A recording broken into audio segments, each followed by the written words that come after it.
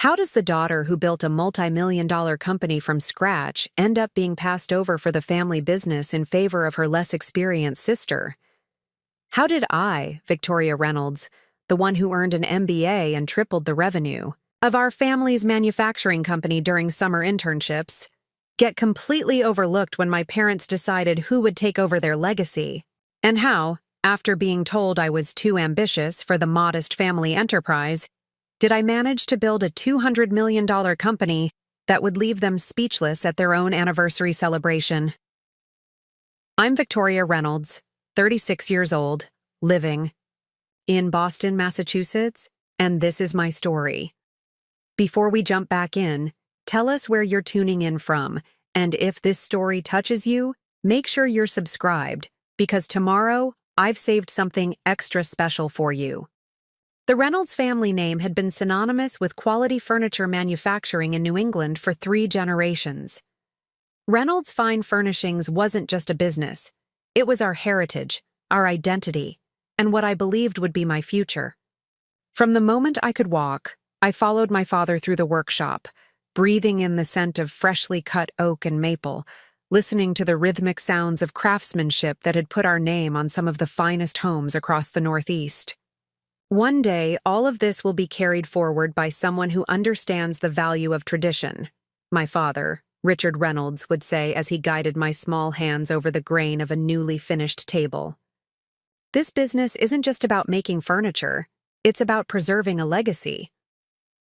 I took those words to heart. While other children dreamed of becoming astronauts or movie stars, I sketched furniture designs and studied business journals. By 16, I was working summers on the production floor, learning every aspect of the operation from the ground up. I wanted to understand not just the craftsmanship that made our products special, but the business mechanics that kept our company profitable in an era when mass-produced imports were flooding the market. My younger sister, Elizabeth, had different interests. 3 years my junior, she preferred art and literature to balance sheets and production schedules. Where I saw the family business as my calling, she saw it as our parents' world, something to be respected, but not necessarily embraced. During family dinners, when conversation inevitably turned to the business, I would engage enthusiastically while Elizabeth quietly focused on her meal or steered the topic toward her latest school project. Not everyone is built for business. Victoria, my mother would say whenever I expressed frustration at Elizabeth's lack of interest. Your sister has other gifts. I never disputed this. Elizabeth was creative, personable, and well-liked by everyone she met. She had an eye for color and design that I acknowledged was superior to my more practical approach. But I was the one spending every free moment learning the business, the one taking business courses in high school, the one whose college application essays focused on sustainable manufacturing and preserving American craftsmanship traditions. When I was accepted to Wharton for my undergraduate degree, my parents hosted a modest celebration dinner. "We're proud of you," my father said, "though I hope all that Ivy League business theory doesn't make you forget the practical knowledge that built Reynolds Fine Furnishings." "Never," I promised. "Everything I learn will be to make our company stronger." During college, I immersed myself in business strategy, supply chain management, and marketing, all with an eye toward the family business. While my classmates interned at Wall Street firms or Silicon Valley startups, I returned home each summer to implement what I'd learned at Reynolds Fine Furnishings.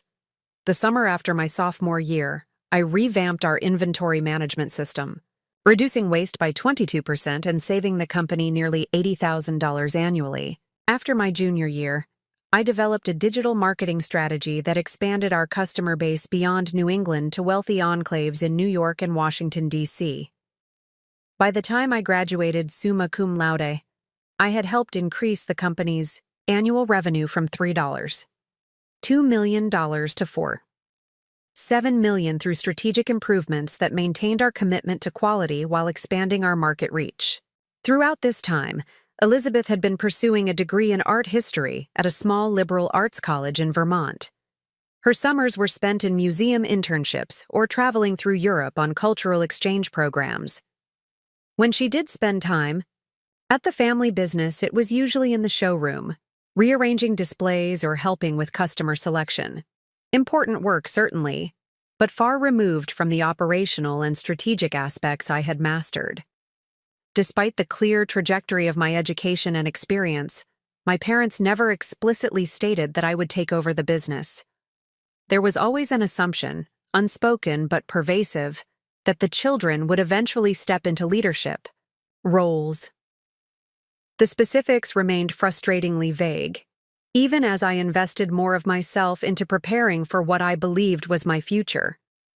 After college, I faced a decision: join the family business immediately or pursue further education. Several prestigious consulting firms had made attractive offers, but my heart remained with Reynolds Fine Furnishings. Still, I worried that joining immediately might limit my perspective. "Dad, I'm thinking about getting my MBA before coming on full time," I told him one evening as we reviewed quarterly sales figures in his office. "2 more years of education, then I'll bring everything I've learned back to Reynolds." He looked up from the papers, studying me with an expression I couldn't quite read. "An MBA? From where?" "I've been accepted to Harvard Business School," I replied, unable to keep the pride from my voice. The acceptance had arrived that morning, culminating months of applications and interviews. "Harvard," he repeated, leaning back in his chair. "Quite prestigious." "It's one of the best programs in the world," I continued. "Their focus on entrepreneurship and family business management is exactly what would benefit Reynolds as we look toward expansion." My father was quiet for a moment, fingers drumming lightly on his desk. "Victoria, I've always admired your ambition, but I wonder if Harvard isn't a bit overreaching. Reynolds is a solid company, but we're not looking to become the next. Kia, we've survived for 3 generations by knowing our place in the market and staying true to our values." The words stung more than I wanted to admit. "I'm not suggesting we compromise our values or craftsmanship," I countered. "But there's room for growth while maintaining quality. The strategies I've implemented have already proven that." Yes, and we appreciate your contributions," he said in a tone that somehow diminished those very contributions. "But there's more to this business than numbers and strategies. There's relationship building. There's understanding our clients and craftspeople as individuals, not data points. Sometimes I worry that your focus on expansion might lose sight of what makes Reynolds special." I left that conversation deflated but determined. If my father had concerns about my vision for the company, 2 years at Harvard would give me the opportunity to refine that vision and prove its compatibility with the Reynolds legacy. I accepted the Harvard offer the next day. Business school was transformative. I excelled in courses on family business management, sustainable manufacturing, and luxury brand marketing. For my thesis project, I developed a comprehensive 5-year growth strategy for Reynolds Fine Furnishings, complete with market analyses, sustainability initiatives, and a transition plan for maintaining craftsmanship standards while increasing production capacity. My professor, a renowned expert in family business transitions, praised it as one of the most thorough and practical strategies he had seen from a student. "This isn't just academic theory," he told me. "This is a viable blueprint for transforming a traditional manufacturing business into a modern enterprise while preserving its core identity. Your family is fortunate to have someone with your perspective and preparation." His words reinforced my confidence as I prepared to graduate and return to Reynolds Fine Furnishings. During my 2 years away, I had maintained regular involvement with the company, reviewing monthly financials, consulting on major decisions, and implementing a new customer relationship management system remotely. I hadn't taken a salary for this work, considering it an investment in the company's future, our future. A week before my graduation, I called my parents to confirm my start date. I had already drafted an announcement for our employees and key clients, introducing myself as the new director of strategic development, the first step in what I envisioned as a 3-year transition to taking over as CEO from my father, who was approaching his 60th birthday. About that, my father said, an unfamiliar hesitation in his voice.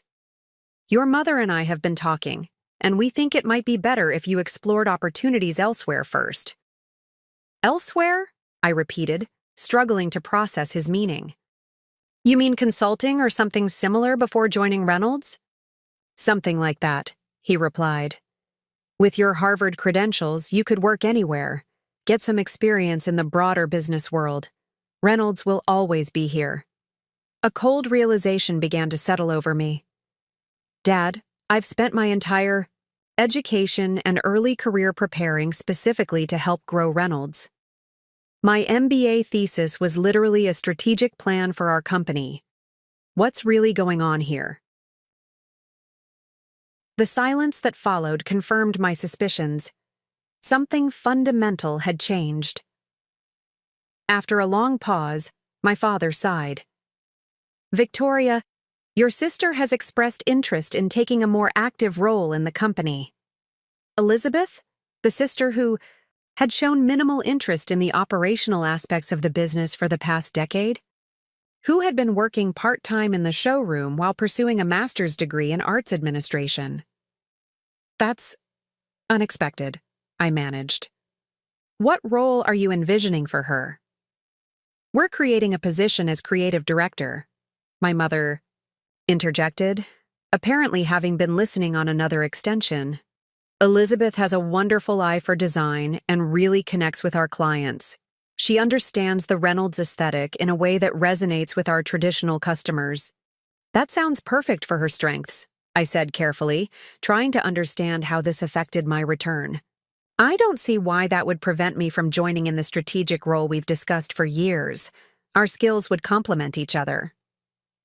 Another uncomfortable silence. The thing is, my father finally continued, we're also planning to start transitioning overall leadership to Elizabeth over the next few years. She's expressed commitment to maintaining Reynolds exactly as it is, preserving our traditions, our scale, our client relationships. We worry that your broader ambitions might pull the company in a direction that isn't true to our legacy.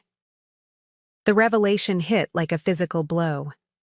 Years of dedication, specialized education, proven contributions to the company's growth, all apparently counting for nothing against Elizabeth's promise to change nothing.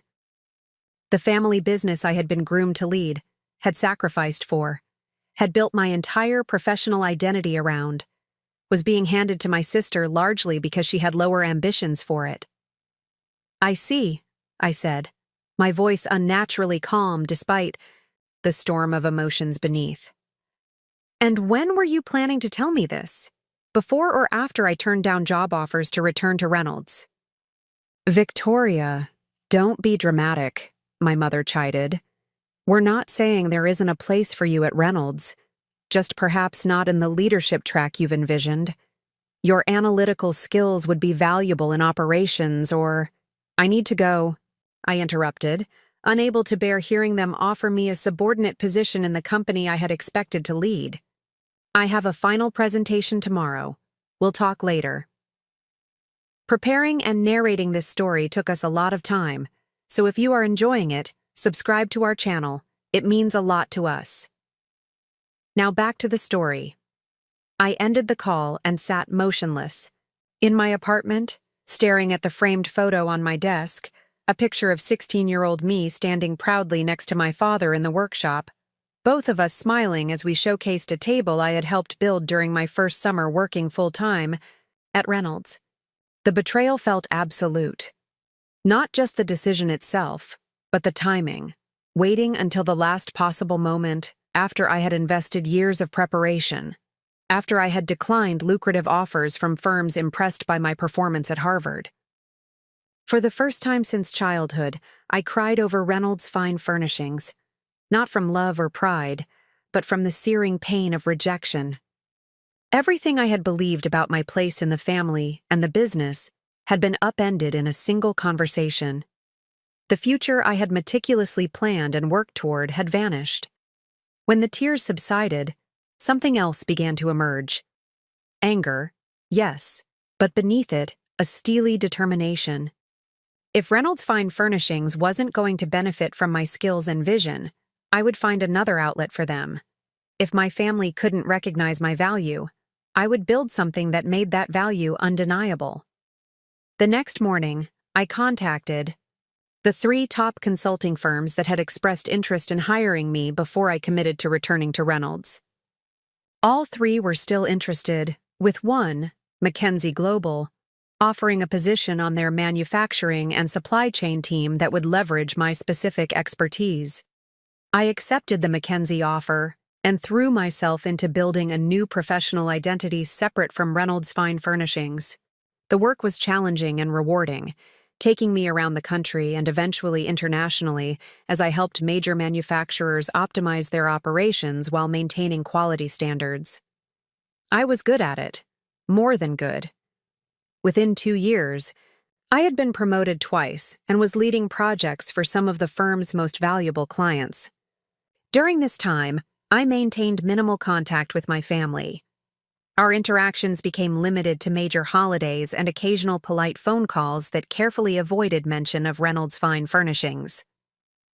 I learned through these brief contacts that Elizabeth had indeed taken on an expanded role, implementing a modest website upgrade and introducing a small line of modern traditional pieces that maintained the company's established aesthetic with minor updates. Revenue remained steady, neither growing nor declining significantly under her creative direction. I told myself I didn't care. I had a new path now, a successful career independent of my family legacy. The painful void left by the loss of my expected future was gradually filled by professional accomplishments and financial success at McKinsey. If my parents were content with Reynolds remaining exactly as it had always been, that was their choice. But 3 years into my consulting career, an unexpected opportunity arose. One of my manufacturing clients, a mid-sized producer of high-end outdoor furniture facing bankruptcy due to mismanagement, approached me about taking on a more direct role in their company. "We don't need another consultant telling us what's wrong," the primary investor told me. "We need someone who can actually fix it. Someone who understands both traditional craftsmanship and modern business realities. Someone like you." The offer was to become CEO of Terra Designs with significant equity if I could turn the company around. It was risky. The company had been losing money for 6 consecutive quarters and was burdened with outdated production facilities and poor supplier relationships. But as I reviewed their product line and market position, I saw something that reminded me of Reynolds. Quality, craftsmanship with untapped potential. I accepted the position, taking a significant pay cut from my consulting salary in exchange for the equity stake and the chance to finally lead a company according to my vision. The first year was brutally difficult. I restructured debt, renegotiated supplier contracts, streamlined production processes, and made the painful decision to reduce the workforce by 15% to ensure survival. I worked 18-hour days, often sleeping on the office couch rather than returning to my apartment. Slowly, Terra Designs began to stabilize. By implementing many of the strategies I had originally developed for Reynolds in my MBA thesis, I transformed a failing traditional furniture maker into a nimble, responsive company that honored craftsmanship while embracing innovation. We introduced 3D customization technology that allowed clients to visualize bespoke pieces before production. We developed sustainable sourcing practices that appealed to environmentally conscious consumers. We created an apprenticeship program that brought young talent into traditional woodworking while incorporating modern design sensibilities. By the end of my second year as CEO, Terra Designs had returned to profitability. By the third year, we were expanding, acquiring a small but well-respected manufacturer of complementary indoor furniture and opening showrooms in major metropolitan areas. By the fifth year, we had grown from a $7 million struggling company to a $42 million enterprise with international distribution and features in architectural and design magazines worldwide. Throughout this period of intense focus on rebuilding and growing Terra Designs, my relationship with my family remained distant but cordial. I attended Christmas gatherings and sent appropriate gifts for birthdays and anniversaries. I deflected questions about my work with vague references to the furniture industry, without specifying my leadership role or the company's remarkable growth. My parents, perhaps sensing my reluctance to discuss professional matters, rarely pressed for details, instead filling our limited conversations with updates about Elizabeth's modest initiatives at Reynolds and my cousin's activities. In private moments, I sometimes wondered if they knew, if they had any idea that I was now running a company that dwarfed Reynolds Fine Furnishings in both size and influence. Part of me wanted them to know, to recognize what they had dismissed. But another part, the part still wounded by their rejection, preferred the silent achievement of building something remarkable without their acknowledgement or approval. That balance of distance and civil interaction might have continued indefinitely, if not for the invitation that arrived in my mail 7 years after I had left Reynolds behind. Embossed on heavy cream stationery was an invitation to my parents' 40th wedding anniversary celebration, a formal dinner at the historic Hawthorne Hotel in Salem, Massachusetts, where they had held their wedding reception 4 decades earlier. I considered declining. My life in Boston was now completely separate from the family dynamics in Salem. Terra Designs was entering a crucial phase as we prepared for international expansion. I had legitimate reasons to send regrets along with an appropriately generous gift. But something, curiosity perhaps, or some unresolved need for closure, made me check attending on the response card. As I dropped it in the mail, I felt a strange sense of anticipation. For 7 years, I had built my success in parallel to my family's awareness, creating a life that existed entirely outside their knowledge or influence. The anniversary celebration would mark the first time I would return to their world as the person I had become, rather than the disappointed daughter I had been when I left. What I didn't anticipate was how this simple social obligation would evolve into something far more significant. A moment of revelation that would finally bring my parallel journey into full view, not just for my family, but for everyone who had ever underestimated Victoria Reynolds. The 7 years following my parents' decision to hand Reynolds Fine Furnishings to my sister Elizabeth were transformative in ways I could never have imagined when I walked away from my family legacy. What began as a painful detour became the most significant journey of my life, building Terra Designs from a struggling manufacturer into what industry insiders now called the future of American craftsmanship. My transition from successful consultant to CEO of a troubled company had raised eyebrows among my colleagues at McKinsey Global. "You're leaving to run a failing furniture manufacturer?" my mentor had asked incredulously. "Victoria, you could be made partner here in 5 years. Why risk your career on a sinking ship?" I couldn't fully articulate my reasons then. Something about Terra Designs had resonated with me beyond the rational analysis. Perhaps it was the skilled craftspeople facing unemployment if the company failed. Perhaps it was the half-finished pieces in the workshop that reminded me of childhood days at Reynolds. Or perhaps it was the opportunity to prove that my vision for a traditional furniture maker in the modern marketplace wasn't just MBA theory, but practical, profitable reality. Sometimes the greatest opportunities are disguised as impossible challenges, I told my mentor. If I succeed, I'll have built something meaningful. If I fail, I'll have learned lessons no consultancy project could teach me. The first months at Terra Designs tested that philosophy severely. The company was in worse shape than the initial assessment had indicated. Suppliers were threatening to cut off materials due to late payments. The production facility needed critical updates to meet safety standards. Employee morale had collapsed under previous management's cost-cutting measures. I remember walking through the nearly empty workshop during my first week as CEO, listening to the hollow echo of my footsteps where there should have been the busy sounds of craftsmanship. James Moretti, our master woodworker and the company's longest-serving employee at 32 years, approached me cautiously. "No disrespect intended, Ms. Reynolds," he said, gesturing around the quiet space. "But we've had 3 CEOs in the last 2 years. All of them had big plans. All of them failed. What makes you different?" It was a fair question, the same one I had been asking myself since accepting the position.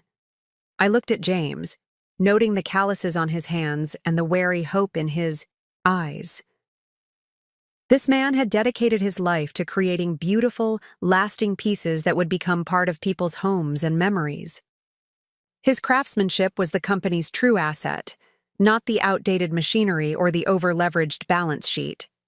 "I was raised in a workshop like this one," I told him truthfully. "I understand that what happens here isn't just manufacturing.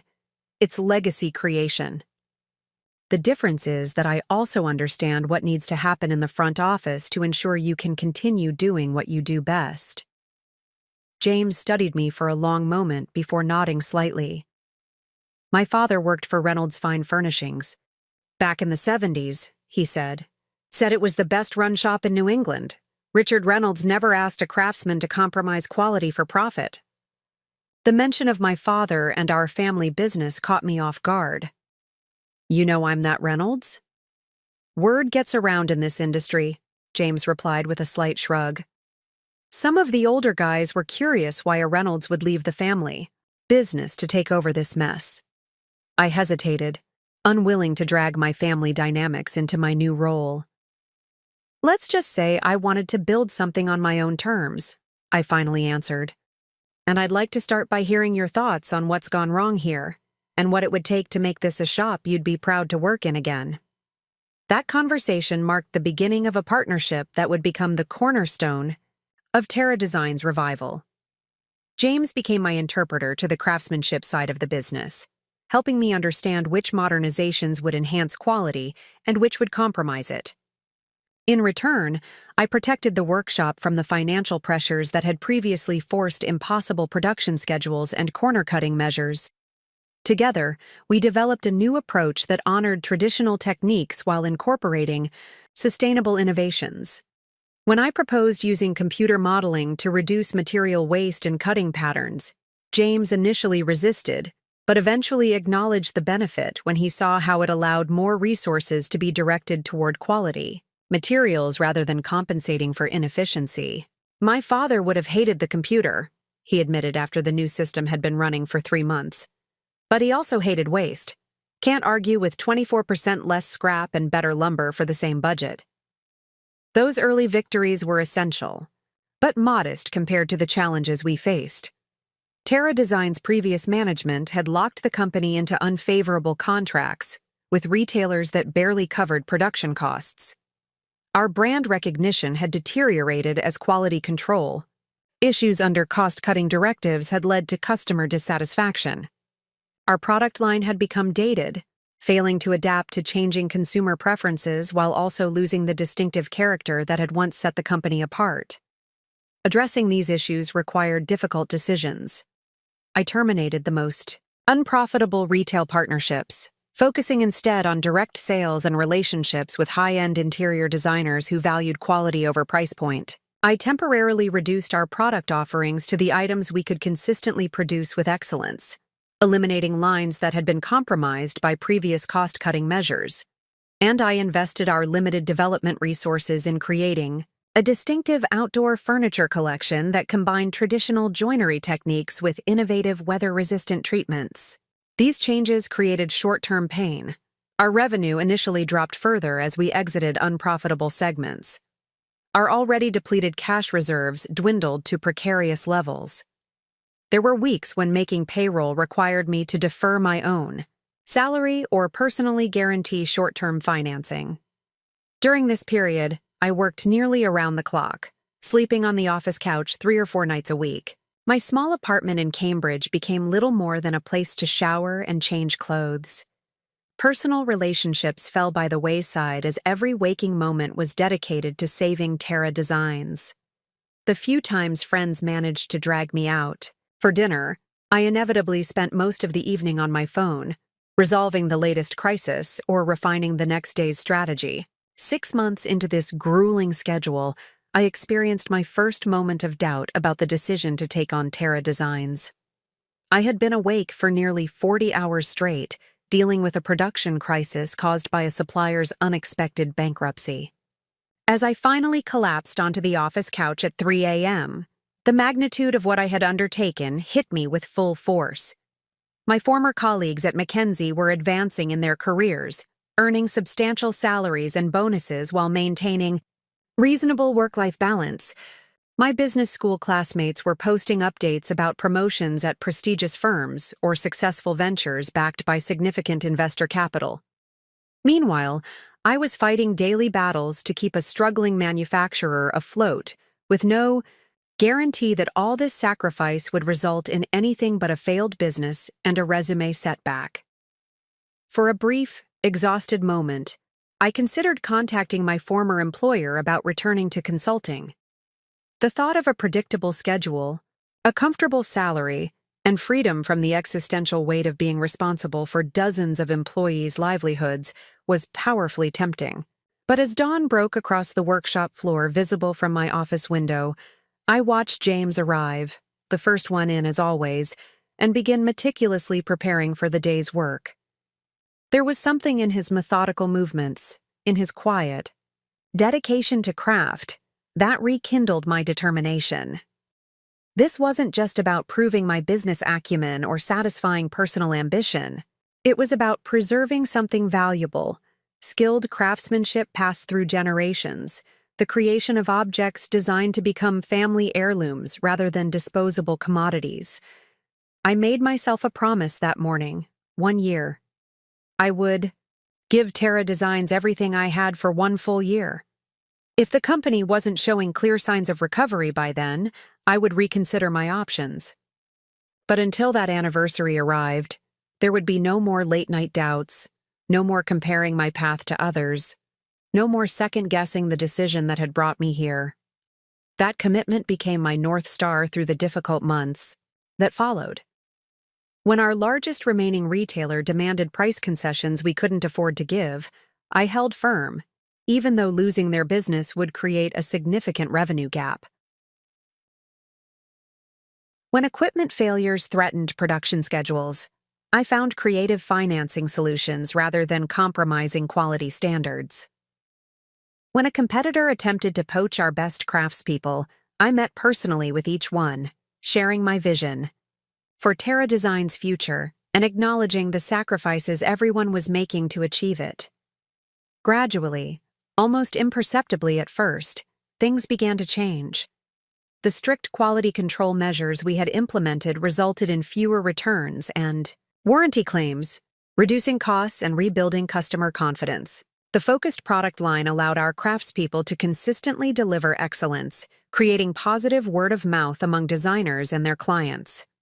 The innovative outdoor collection, despite its development costs, began attracting attention, from high-end hospitality clients looking for distinctive furnishings for luxury resorts and boutique hotels. 9 months into my leadership, Terra Designs recorded its first profitable month in over 2 years. It was a modest profit, just $42,000 on $580,000 in revenue. But it represented a fundamental turning point. The immediate existential threat had been averted. We could begin thinking beyond survival to strategic growth. I called an all-hands meeting to share the news, making sure every employee understood their role in this achievement. "This isn't a victory for management," I told the assembled team.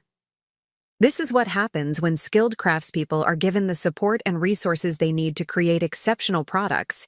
Every person in this room contributed to this milestone, and every person will benefit from continued success."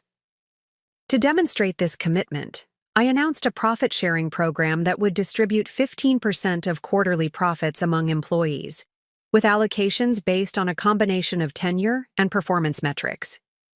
The program was structured to reward both individual excellence and collaborative success, reinforcing the connection between personal contribution and company outcomes. This approach was radically different from the previous management's top-down directives and secrecy around financial performance. Some of my investors questioned the wisdom of sharing financial upside with employees before the company had fully stabilized. "You're giving away equity value," one board member argued during a particularly tense meeting. "I'm aligning incentives," I countered. "The craftsmanship that differentiates our products comes from people who have options in this industry. If Terra Designs succeeds, they should succeed proportionately. That's not giving away value, it's ensuring we can continue to create it." The profit-sharing program became a powerful retention and recruitment tool as our recovery gained momentum. Experienced craftspeople who had left during previous management's tenure began inquiring about returning. Young woodworkers looking to learn traditional techniques while still earning a living wage sought apprenticeships. Even our suppliers took note of the changing culture, with some offering more favorable terms as they recognized Terra Design's renewed commitment to quality and financial stability. By the end of my first year as CEO, we had achieved 4 consecutive profitable months and increased revenue by 22% compared to the previous year. The company wasn't yet thriving, but it had definitively moved from the intensive care unit to the recovery room. I had kept my promise to myself, and the clear signs of improvement eliminated any thought of abandoning the path I had chosen. The second year brought new challenges and opportunities. With basic stability established, we could turn attention to strategic growth rather than mere survival. I developed a 3-year plan focused on controlled expansion, adding complementary product lines, exploring direct-to-consumer e-commerce alongside our designer relationships, and investing in sustainable production technologies that would reduce environmental impact while improving efficiency. This phase required capital beyond what our improving but still limited cash flow could support. I approached my original investors with detailed projections and a request for additional funding to execute the growth strategy. Most were cautiously supportive, impressed by the turnaround to date but wary of overexpansion. One, however, questioned whether I was the right person to lead the next phase. "You've done an admirable job saving the company, Victoria," he said during a private meeting after the board presentation. "That required operational discipline and cost control, skills you clearly possess. But scaling a luxury brand is different. It requires market savvy, design vision, high-level networking. Maybe we should consider bringing in someone with luxury brand experience as CEO and moving you to COO, where your operational skills would still be valuable."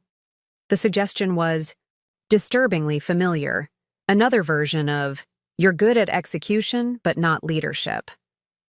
Another attempt to confine me to the background while someone else became the face of what I had built. Another failure to recognize that my vision, not just my implementation skills, had transformed the company. "I appreciate your perspective," I replied, maintaining professional composure despite the internal flash of indignation. "But Terra Design's recovery isn't just about cost-cutting. Our new product development, repositioned brand identity, and strategic client relationships all stemmed from direction I established. More importantly, the company culture that's driving our renaissance depends on consistent leadership. Bringing in someone new at this stage would undermine the trust we've built with our team." The investor wasn't easily persuaded. "My concern isn't theoretical, Victoria. We're talking about millions in new investment.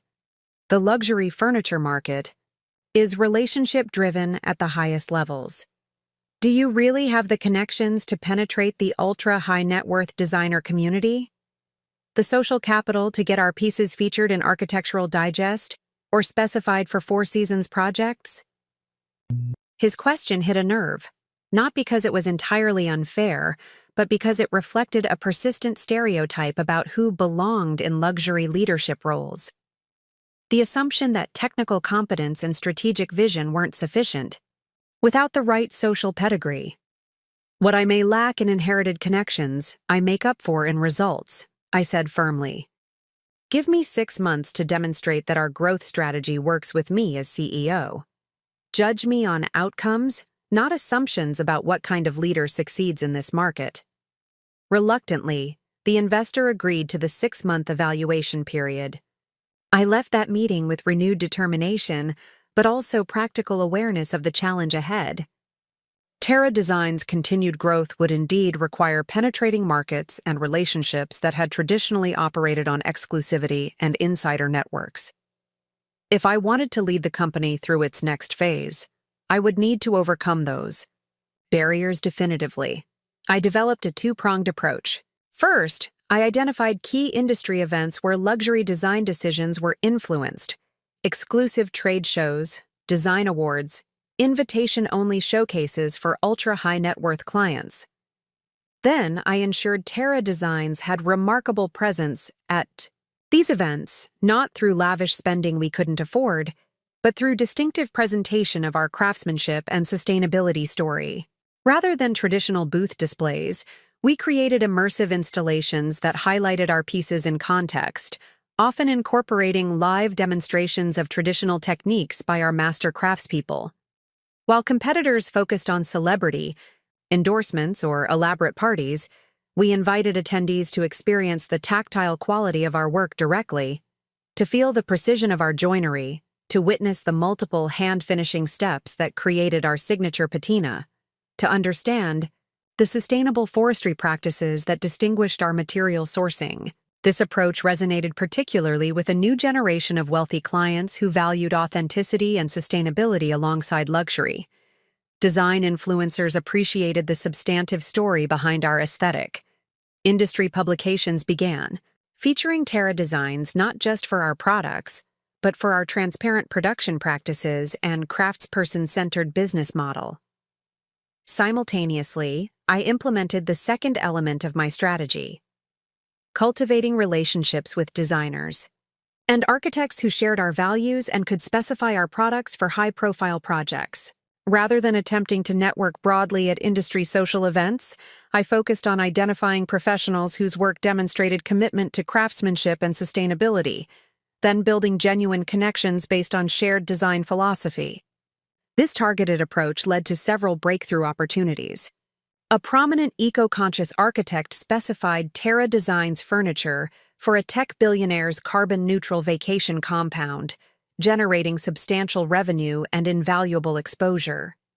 A design firm specializing in boutique hotels selected our outdoor collection for a new property in Napa Valley, leading to installations at their projects in 3 additional locations.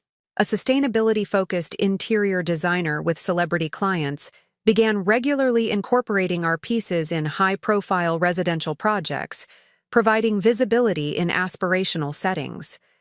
By the end of the 6-month evaluation period, Terra Designs had secured contracts that increased our projected annual revenue by 47% and established relationships that promised sustainable growth for years to come. The skeptical investor not only withdrew his suggestion about replacing me, but increased his stake in the company during our next funding round. This period marked a crucial inflection point for both Terra Designs and my personal journey. The company was no longer fighting for survival or cautiously rebuilding. It was actively growing into an influential presence in the high-end furniture market, and I was no longer proving my basic competence as a CEO. I was demonstrating distinctive leadership that combined operational excellence with market insight and strategic vision. The 3 years that followed brought accelerated growth, as we expanded both our product offerings and our market reach. We acquired a small but respected manufacturer of indoor furniture whose traditional techniques complemented our existing expertise while diversifying our revenue streams. We opened flagship showrooms in New York, Los Angeles, and Chicago, creating immersive environments where clients could experience our craftsmanship firsthand.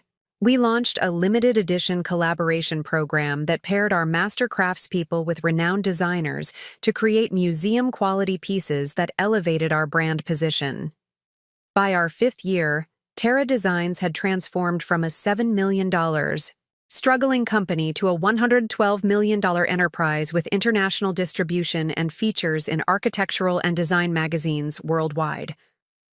Our waiting list for custom commissions extended 6 months. Our pieces appeared in the homes of technology entrepreneurs, financial leaders, and cultural influencers who appreciated both the aesthetic quality and ethical production of our furniture. Throughout this remarkable growth trajectory, I maintained minimal contact with my family. Our interactions remained limited to major holidays and occasional polite phone calls that carefully avoided meaningful discussion of our respective businesses. I learned through these brief contacts that Elizabeth had indeed taken on the creative director role at Reynolds Fine Furnishings, implementing a modest website upgrade and introducing a small line of modern traditional pieces that maintained the company's established aesthetic with minor updates. From what I could gather through industry contacts and the occasional glimpse of their exhibition booth at regional trade shows, Reynolds remained exactly what my parents had wanted: a stable, modestly profitable company that preserved traditional techniques while making cautious adaptations to changing market conditions. Their annual revenue had grown from approximately $7 million when I left to around $2 million. A respectable 32% increase over 7 years, but nothing compared to Terra Design's explosive growth during the same period. I told myself this. Contrast didn't matter to me. I had built something successful on my own terms, without family connections or inherited advantage. The validation of Terra Design's success came from the market, from industry recognition, from the loyalty of our craftspeople and clients. I didn't need acknowledgement from the parents who had dismissed my potential or the sister who had accepted, a position I had spent years preparing to fill. Yet in quiet moments, I sometimes found myself imagining my father's reaction if he saw our state-of-the-art production facility, or my mother's expression if she read the glowing profile of Terra, Designs in Forbes, or Elizabeth's thoughts if she compared her modest product innovations to our groundbreaking designs. These imaginings weren't about revenge or proving them wrong exactly, more about a lingering desire for recognition from the people whose approval had once meant everything to me. I might have continued indefinitely in this state of professional ascendance and personal disconnect if not for 2 developments that occurred in rapid succession during our 7th year. The first was Terra Designs crossing the $200 million revenue threshold, a milestone that prompted a feature in the Wall Street Journal on America's Furniture Renaissance, with my photo prominently displayed alongside quotes about our commitment to combining traditional craftsmanship with sustainable innovation. The second was the invitation to my parents' 40th wedding anniversary celebration at the historic Hawthorne Hotel in Salem, the same venue where they had held their wedding, reception 4 decades earlier. The engraved invitation arrived the day after the journal article was published, creating a jarring juxtaposition between my public success and private estrangement. I sat in my office at Terra Design's headquarters, the invitation in one hand and the newspaper in the other, contemplating the distance between these 2 realities. For 7 years, I had built my company with the silent motivation of proving that my vision for modernizing traditional furniture manufacturing was viable, that what my parents had dismissed as too ambitious for Reynolds was precisely what the market wanted. I had succeeded beyond even my own expectations, creating not just a profitable business, but a brand that was redefining American craftsmanship for the 21st century. Yet this achievement remained entirely separate from my family's awareness. In our carefully circumscribed interactions, I had never directly mentioned Terra Design's growth or my role as its CEO. My parents had never asked about my professional life beyond vague inquiries about whether I was still in furniture, which I answered with equally vague affirmations. We had maintained a polite fiction that my career was unremarkable, neither success nor failure worthy of detailed discussion. The anniversary invitation represented a crossroads. I could maintain this separation, sending an appropriate gift and polite regrets about being unable to attend due to business commitments. Or I could accept, returning to the family circle not as the disappointed daughter who had left Reynolds behind, but as the successful CEO who had built something remarkable on her own terms. The decision wasn't easy. Attending meant facing not just my family, but the accumulated weight of unacknowledged history between us. It meant potentially disrupting the fragile peace we had maintained through distance and avoidance. It meant risking both rejection if they dismissed my success and resentment if they felt threatened by it. But as I considered my options, I realized that the separation I had maintained wasn't just protecting me from potential pain, it was preventing a necessary resolution. For 7 years, I had been building something that was, in many ways, a response to being overlooked, proving through achievement what hadn't been recognized through family connection. Yet by keeping that achievement hidden from the very people whose recognition I had originally sought, I was denying myself the completion of this journey. I checked attending on the response card and dropped it in the mail the next morning. As I did, I felt a strange mixture of anxiety and anticipation. For the first time in 7 years, my parallel lives were about to intersect. My public success, as the innovative CEO of Terra Designs, would no longer remain separate from my private identity as the Reynolds daughter who had been passed over for the family business. What I couldn't have anticipated was how this simple social obligation would evolve into something far more significant. A moment of revelation that would permanently transform not just my relationship with my family, but my understanding of my own journey from rejection to success. The weeks leading up to my parents' anniversary celebration were among the most productive in Terra Designs' history. Perhaps it was the looming prospect of facing my family that channeled my energy into work with even greater intensity than usual. We finalized designs for our new sustainable luxury collection, secured a partnership with a prestigious European distributor, and completed acquisition talks with a boutique manufacturer of high-end lighting fixtures that would complement our furniture offerings.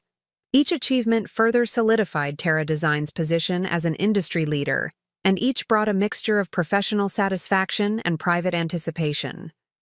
7 years ago, when my parents had declared me too ambitious for Reynolds Fine Furnishings, they couldn't have imagined that those same ambitions would build something 20 times larger than the family business they had entrusted to my sister.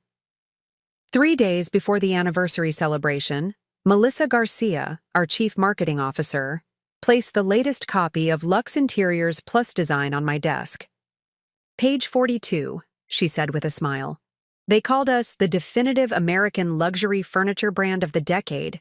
The writer specifically praised your vision for combining traditional craftsmanship with contemporary business practices." I flipped to the article, scanning the glowing praise and the full-page photograph of me standing in our workshop beside one of our signature dining tables. The piece detailed Terra Designs' remarkable growth trajectory, our ethical production practices, and our influence on shifting the luxury market towards sustainability and transparency.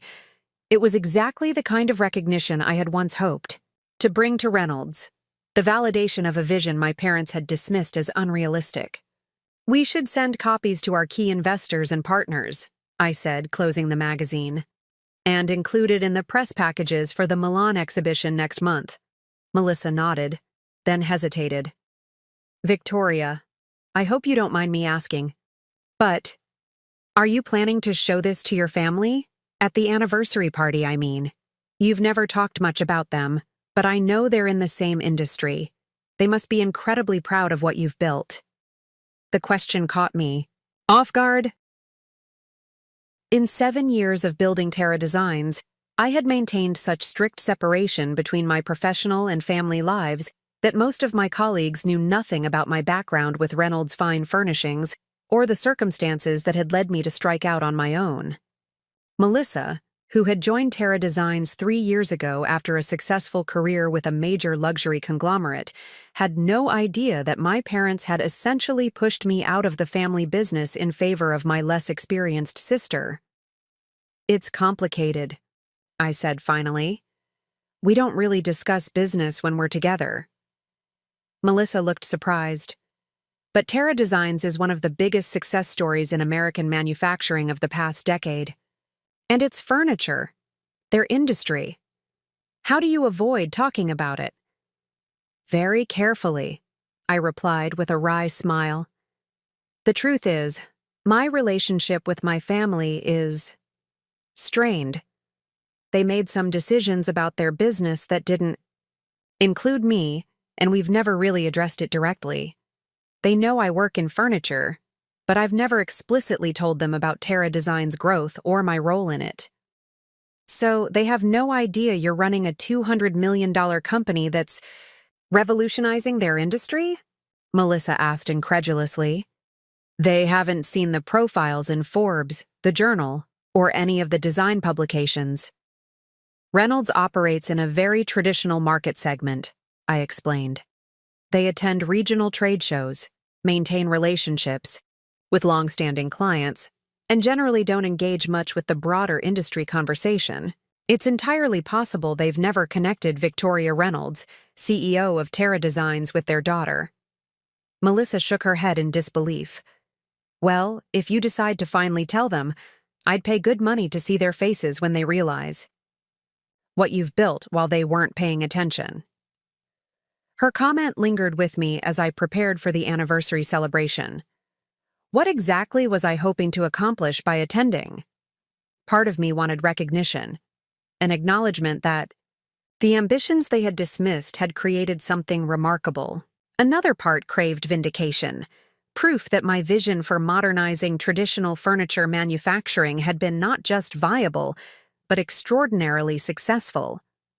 But beneath these motivations lay something more fundamental, a desire for honest reconciliation, for an end to the polite fiction that had characterized our relationship for 7 years.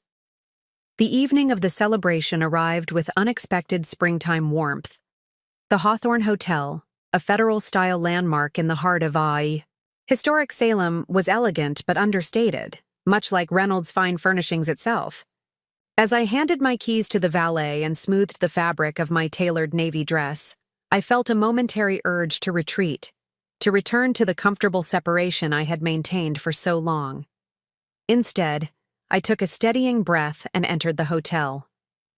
The ballroom was arranged for approximately 60 guests, close family, longtime employees, and friends who had been part of my parents' journey through 4 decades of marriage. Soft classical music played as servers circulated with champagne and hors d'oeuvres. Near the entrance, a table displayed photographs chronicling my parents' life together, including several of the early days of Reynolds' fine furnishings. I paused at this display, studying a particular image I remembered from my father's office. My grandfather, father, and uncle standing proudly in front of the original workshop in 1975. My grandfather's hand rested on my father's shoulder, a gesture of confidence and succession that symbolized everything I had once expected but never received. Behind this framed history, the future had taken a different path than anyone in that photograph could have imagined. Victoria, you made it. My cousin Michael approached with genuine warmth, embracing me before I could prepare myself. Always the family diplomat, Michael had maintained connections with everyone, despite the various tensions that existed between different branches of the Reynolds family. Wouldn't miss it, I replied, returning his embrace. 40 years is quite an achievement. And speaking of achievements, he lowered his voice. I saw you in the Wall Street Journal last month. Terra Designs, right? $200 million in revenue? That's incredible, Victoria. I always knew you'd do something remarkable, but this exceeds even my highest expectations.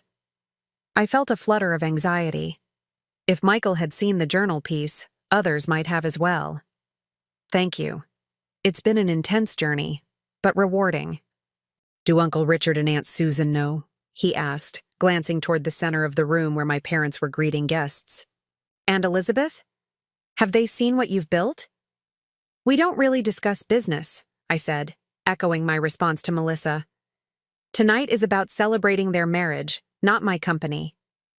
Michael studied me with the perceptiveness that had always made him a favorite confidant during family gatherings.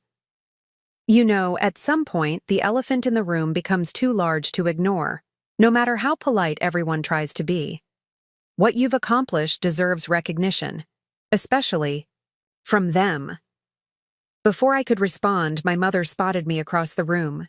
Even at 65, Susan Reynolds maintained the elegant composure that had made her the perfect partner in both marriage and business for my father. Her expression registered surprise, then composed itself into a warm smile as she made her way toward us. "Victoria, darling," she said, embracing me with the careful affection that had characterized our relationship since I left Reynolds, warm but cautious, as if neither of us quite knew where we stood with the other. "I'm so pleased you could come. Your father will be thrilled." "Congratulations, Mom," I said, presenting the small gift box I had brought. Inside was a pair of sapphire earrings from Tiffany, appropriate for the occasion but revealing nothing of my financial success. 40 years is something to be proud of. "Thank you, dear." She accepted the gift with a gracious nod. "Elizabeth mentioned you might not make it. Something about work commitments? I'm glad you were able to rearrange things." "Some things are too important to miss," I replied simply.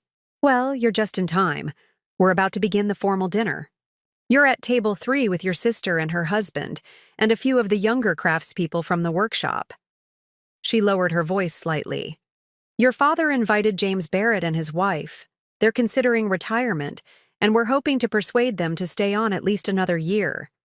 Elizabeth says it would be catastrophic to lose their expertise right now, with the new collection launching in the fall."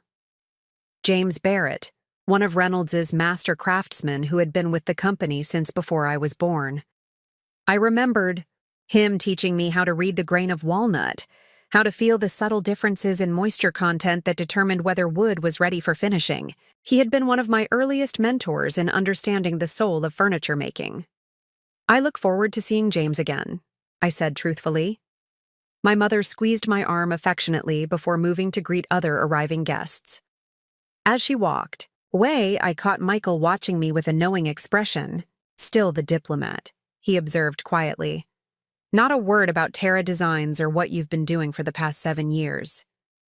"Tonight isn't about me," I reminded him, though his observation reinforced my growing awareness of how strange this careful avoidance had become. Dinner proceeded with the comfortable predictability of long-established family rituals. My sister Elizabeth greeted me with genuine affection. Whatever tensions existed between us had never been personal. Her husband David, who had joined Reynolds' administrative team 3 years ago, was politely interested in my life in Boston, but asked no specific questions about my work. James Barrett and his wife remembered me warmly, inquiring about my general well-being but similarly avoiding professional topics. The structured nature of the formal dinner, with assigned seating and programmed toasts, made it easy to maintain this careful dance of meaningful avoidance. We spoke about cousins' children, recent vacations, mutual acquaintances, and memories of family gatherings past. Business, either Reynolds or Terra Designs, remained conspicuously absent from the conversation. It wasn't until the dessert course that the carefully maintained boundaries began to shift. My father approached our table, champagne in hand, the slight flush in his cheeks suggesting he had already enjoyed several glasses during the evening. "Victoria," he said, placing his free hand on my shoulder. "I was beginning to think you might not make it. Always so busy with your consulting. Work in Boston."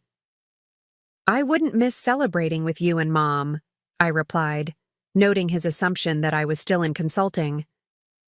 "Congratulations, Dad. 40 years of marriage and nearly 50 years of Reynolds Fine Furnishings, both impressive legacies."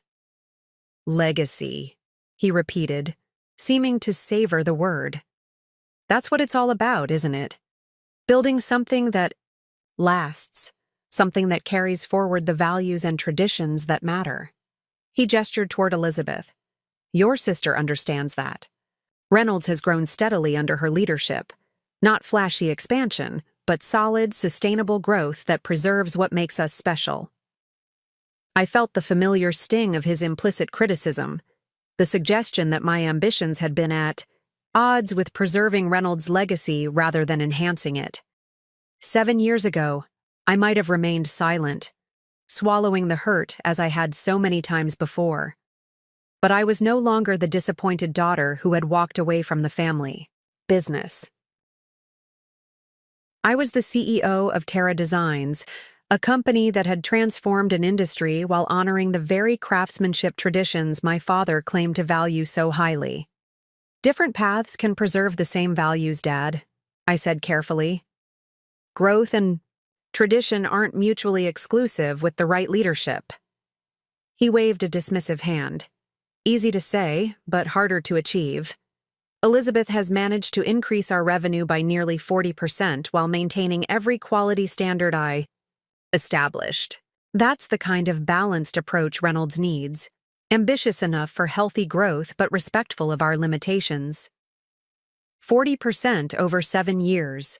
We had achieved that in a single quarter during Terra Design's expansion phase. But before I could decide how or whether to respond, James Barrett unexpectedly joined the conversation. "Richard, I've been meaning to ask you about something curious," he said, setting down his coffee cup. "My nephew works for Waldorf Resorts. You know, the luxury hotel group.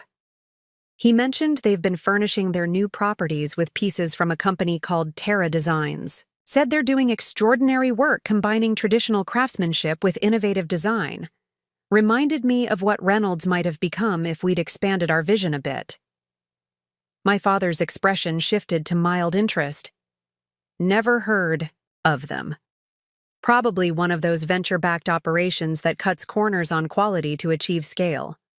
We've seen dozens come and go over the years." The irony was almost painful.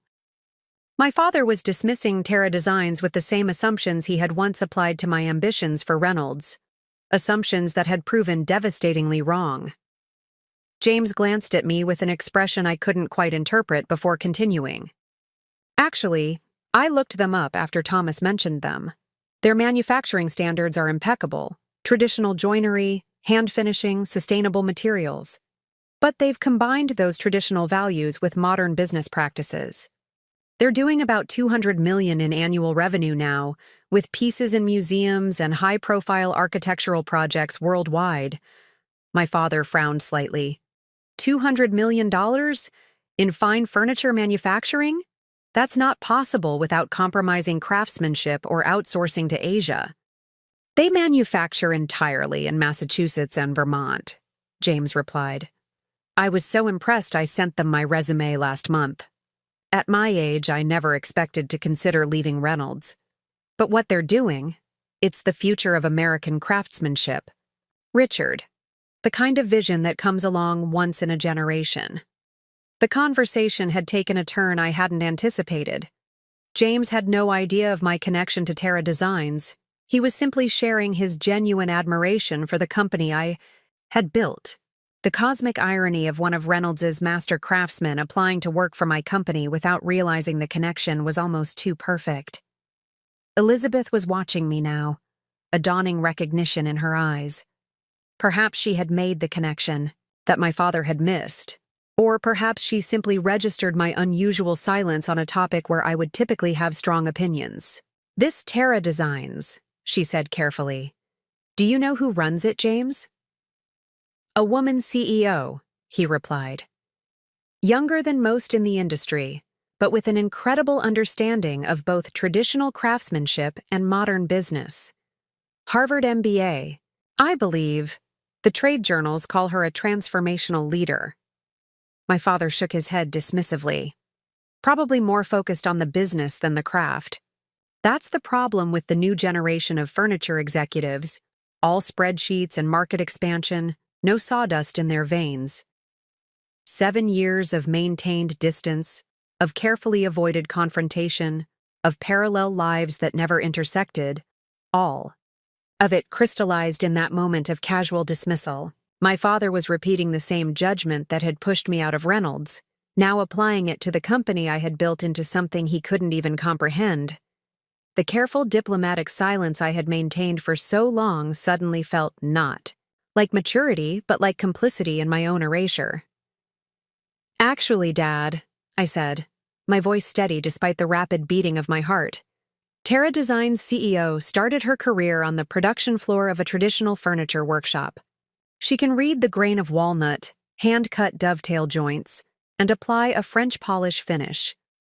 She also happens to understand that honoring craftsmanship traditions means ensuring they remain economically viable in a changing market. My father looked at me with mild surprise, clearly not expecting me to have specific knowledge about an unfamiliar company. "You know this Terra Designs outfit?" "You could say that," I replied, meeting his gaze directly. "I founded it.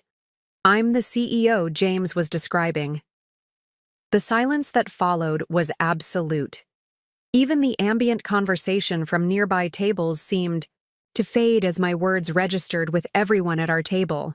My father stared at me, confusion giving way to disbelief, then to a shocked recognition as pieces began falling into place. "You? What?" he finally managed. "Terra Designs," I repeated calmly. "The company doing $200 million in annual revenue, combining traditional craftsmanship with innovative business practices. I founded it 7 years ago, after you and Mom decided I was too ambitious for Reynolds and gave the leadership track to Elizabeth instead." James Barrett looked between us, sudden understanding dawning in his expression. "Your Terra Designs Victoria Reynolds? The Victoria Reynolds who revolutionized production scheduling to honor craftsman methodology while improving efficiency?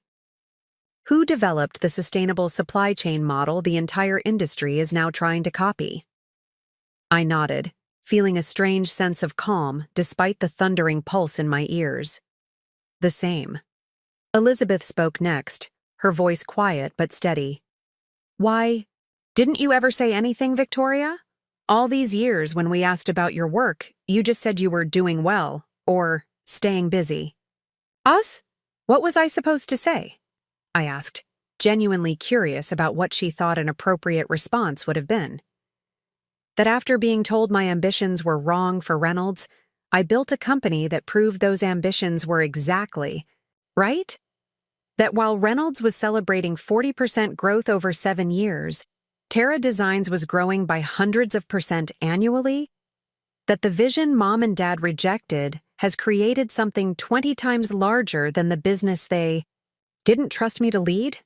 My mother had approached during this exchange, her expression shifting from social pleasantry to concern as she registered the tension at our table. "What's happening here?" she asked my father. "Victoria owns Terra Designs," he said, still sounding slightly stunned.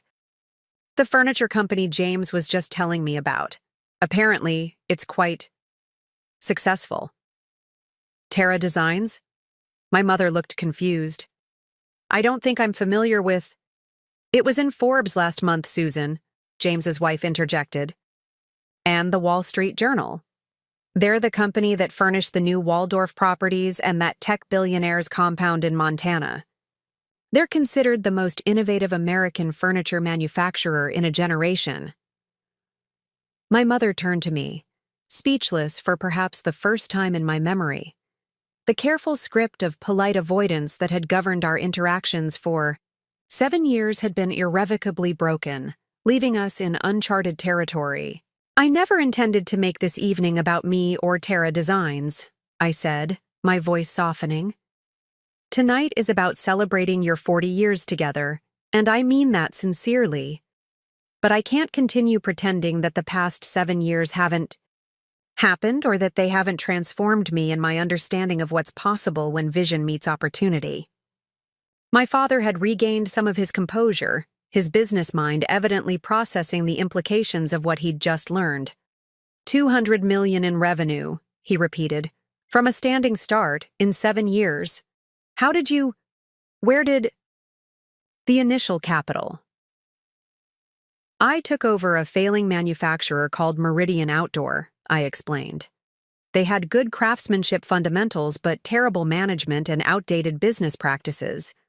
I brought in capital partners, restructured operations, and repositioned the brand as Terra Designs. The first 2 years were brutally difficult, but by year 3 we were growing exponentially. James Barrett was shaking his head in amazement. "I had no idea when I applied. I mean, I knew your background was in furniture, but I never connected." That you were Richard's daughter. The industry publications never mentioned the Reynolds connection. Because there isn't one, officially, I said. Terra Designs was built entirely separate from Reynolds Fine Furnishings, with different capital partners, different suppliers, different market positioning. The only connection is me, the perspectives and values I developed growing up in Reynolds' workshop, combined with the business education and vision my parents felt were wrong for the family business. The conversation might have continued in this vein, technical, focused on business details rather than the emotional undercurrents, if not for Elizabeth. My sister, who had been quietly absorbing this revelation, suddenly stood and embraced me with unexpected intensity. "I'm so proud of you," she whispered, loud enough only for me to hear. "And I'm sorry. I never understood what accepting the role they offered me meant for you. I never questioned why they chose me when you had prepared your entire life for it." Her sincere words breached the last of my emotional defenses. The careful professional composure I had maintained throughout the revelation cracked, allowing genuine emotion to surface for the first time in this extraordinary evening. "It wasn't your fault," I replied quietly. "You didn't ask for them to choose you over me."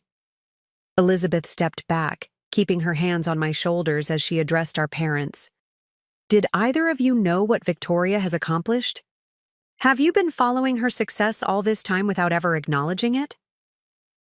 My father shook his head slowly. "We knew Victoria was working in furniture manufacturing, but she never mentioned." His voice trailed off as he seemingly realized how passive this sounded, how it placed the responsibility for communication entirely on me, rather than acknowledging their lack of interest in my professional journey. "I never asked," he admitted finally, meeting my gaze directly for what felt like the first time in years. "I assumed when you left consulting, you had taken a mid-level position somewhere. I never imagined. 200 million? Museums and architectural? Collections. Victoria, that's extraordinary by any standard." "It is extraordinary," my mother agreed, finding her voice at last. "And we've missed it entirely. All these years of careful conversations about everything except what matters most to you. Why, Victoria? Why keep this remarkable achievement from us?" It was the question I had been asking myself since deciding to attend the anniversary celebration. Why had I maintained this separation? Why had I never bridged the gap between my professional success and my family's awareness of it? At first, it was self-protection, I answered honestly.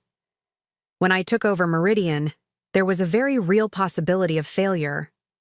After being told I was wrong for Reynolds, I couldn't bear the thought of proving you right by failing in my first independent venture. Later, when Terra Designs began succeeding, I was so focused on the work itself that maintaining the separation seemed easier than addressing the painful history between us. I paused, searching for words to express the deeper truth. But ultimately, I think I was waiting for something I never got when I was part of Reynolds: genuine interest in my vision, recognition of my capability, acknowledgement of my value. I didn't want to announce my success. I wanted you to care enough to discover it. The rawness of this admission hung in the air between us. My father, always more comfortable with practical matters than emotional ones, seemed genuinely at a loss. My mother's eyes had filled with tears, whether from regret, pride, or some complex mixture of emotions, I couldn't tell. It was James Barrett who broke the weighted silence. "If you'll excuse my saying so, Richard, Susan, you missed something extraordinary by not recognizing what your daughter could bring to Reynolds. But perhaps it's worked out for the best. Victoria has created something remarkable that might never have existed if she'd stayed within the constraints of the family business. And from what I've seen of Terra Designs' work, American craftsmanship is better for her independent journey." His words transformed the moment from one of recrimination to one of recognition, not just of what had been lost through my parents' decision, but of what had been gained through my responsive creation. Terra Designs wasn't just a successful business. It was a new expression of the very values my family had always claimed to honor, reimagined for a world they had been unwilling to embrace. My father extended his hand to me, a businesslike gesture that nonetheless represented a profound shift in how he saw me. No longer the daughter whose ambitions needed tempering, but a proven industry leader whose achievement commanded respect. "Congratulations, Victoria," he said quietly. "What you've built is, well, it's beyond anything I could have imagined for Reynolds. Perhaps beyond anything I could have imagined, period." I accepted his handshake, feeling the calluses that decades of woodworking had left, despite his transition to primarily business responsibilities. In that physical connection, I sensed something we had never fully shared before: mutual recognition between craftspeople, between business leaders, between individuals who understood the challenges of building something lasting. "Thank you," I replied simply. "That means more than you might realize." As the evening continued, word of the revelation spread through the celebration.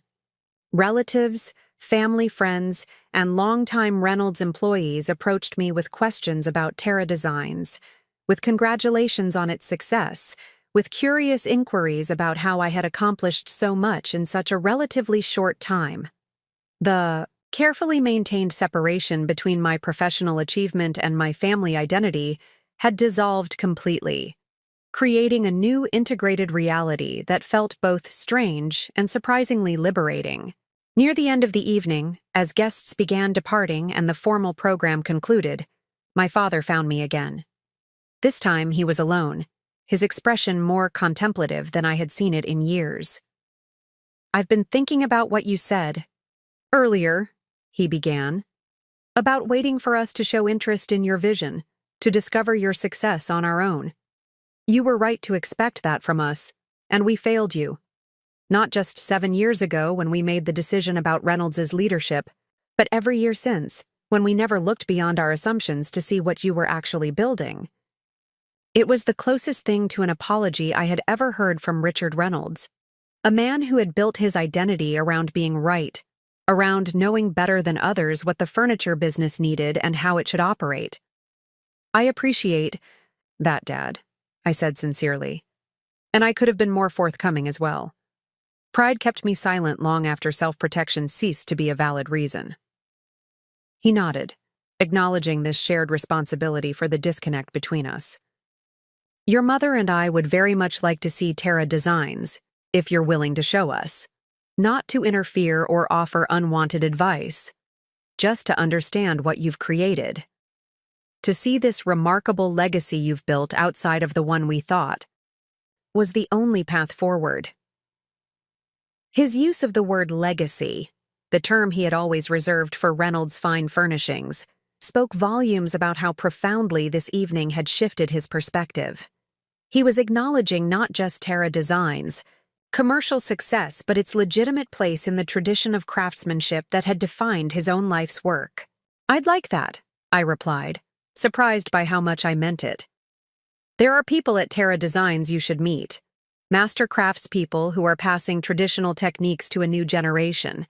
Engineers who have found ways to honor handcraft, while eliminating unnecessary waste. Designers who are creating pieces that will still be treasured a century from now." For the first time in our complex history, I saw my father look at me with something I had always craved, but never fully received: genuine admiration. Not the conditional approval of a parent tolerating a child's choices, but the respect of one builder for another who had created something extraordinary. "I look forward to it," he said simply. As I drove back to Boston that night, the skyline, gradually emerging from the darkness as I approached the city, I reflected on the evening's unexpected revelations. I had attended my parents' anniversary celebration, uncertain what I hoped to achieve by bridging the gap between my family identity and my professional success. What had emerged wasn't the vindication I might have imagined in darker moments, nor the guilt-inducing recognition I might have hoped for in more vulnerable ones. Instead, something more valuable had occurred. The beginning of a new relationship, based on mutual respect rather than inherited expectation. My parents had finally seen me not as the daughter whose ambitions needed tempering, but as a visionary who had transformed an industry. And I had begun to see them not as the arbiters of my professional worth, but as fellow travelers on the journey of building something meaningful. Terra Design's success had never been about proving my parents wrong. It had been about proving myself right, about creating tangible evidence that traditional craftsmanship and innovative business practices could coexist brilliantly. In revealing this achievement to my family, I had completed a circle that began with rejection, but ended with recognition, not just of what I had built, but of who I had become in the building. The daughter they had overlooked had become the industry leader they now admired. The vision they had dismissed as too ambitious had created a legacy that dwarfed what they had sought to protect. The future they couldn't imagine had become a present reality more successful than anyone could have predicted. But beyond these satisfying symmetries lay something more profound: the liberation of finally integrating my fragmented identities. No longer the Reynolds daughter in one context and Terra Design's CEO in another, I was now fully Victoria Reynolds, a woman whose professional achievement and personal history existed in the same narrative, informing and enriching each other rather than remaining in careful isolation. As I pulled into the parking garage beneath Terra Design's headquarters, where I had an apartment for the frequent nights when work extended too late for the drive home, I felt a sense of completion that had nothing to do with vindication and everything to do with authenticity. The journey from invisible heir to visible creator had reached not an ending, but a new beginning. One where success was measured not by comparison to others' expectations, but by alignment with my own vision of what was possible. The morning after my parents' anniversary celebration, I woke in my apartment above Terra Design's headquarters with a peculiar sensation, a lightness I hadn't felt in years. The weight of unspoken truths and maintained separation had been lifted, replaced by the unfamiliar freedom of integration. For the first time since leaving Reynolds Fine Furnishings, my personal history and professional present existed in the same narrative. As I prepared for the day, my phone displayed multiple notifications: messages from relatives who had witnessed last night's revelation, LinkedIn connection requests from Reynolds employees who had discovered my role at Terra Designs, and a text from my sister Elizabeth asking when we might talk further. The barriers between my worlds had not just been breached, they had dissolved entirely. I arrived at my office earlier than usual, needing time to process the implications of this new reality before engaging with my executive team. Melissa Garcia, my chief marketing officer, appeared in my doorway with 2 cups of coffee and an expectant expression. "So?" she asked, placing 1 cup on my desk and taking a seat without waiting for an invitation. "How did it go? Did you show them the magazine? Did they already know about Terra Designs? I need details, Victoria." I smiled at her eagerness. They had no idea, not just about the scale of Terra Design's success, but about my role in creating it. They thought I'd taken some mid-level position after leaving consulting. Melissa's eyes widened. "You're kidding. How is that even possible? You've been featured in major business publications. Your photo was literally on the cover of Entrepreneur last year." "My family operates in a very specific segment of the furniture market," I explained. "Traditional clients, regional focus, minimal engagement with broader industry media. Plus, I never explicitly connected the dots for them. In our limited interactions, I used the same deliberate vagueness about my work that they used about Reynolds." "And now?" Melissa prompted. "How did they react when they learned the truth?" I considered the question carefully. "Shocked, initially. Then, I'm not sure there's a single word for it. My father seemed stunned into reassessment. My mother was tearful, Partly pride, partly regret, I think. My sister was genuinely happy for me, which was unexpected. "And how do you feel about it all?" Melissa asked, displaying the emotional intelligence that made her so effective in understanding market psychology. "Relieved," I said after a moment's reflection. "There's a certain exhaustion in maintaining separate identities. I didn't realize how much energy it consumed until I stopped doing it." Melissa nodded thoughtfully. "So what happens next? With your family, I mean." "My parents want to visit Terra Designs," I said, still somewhat surprised by this development.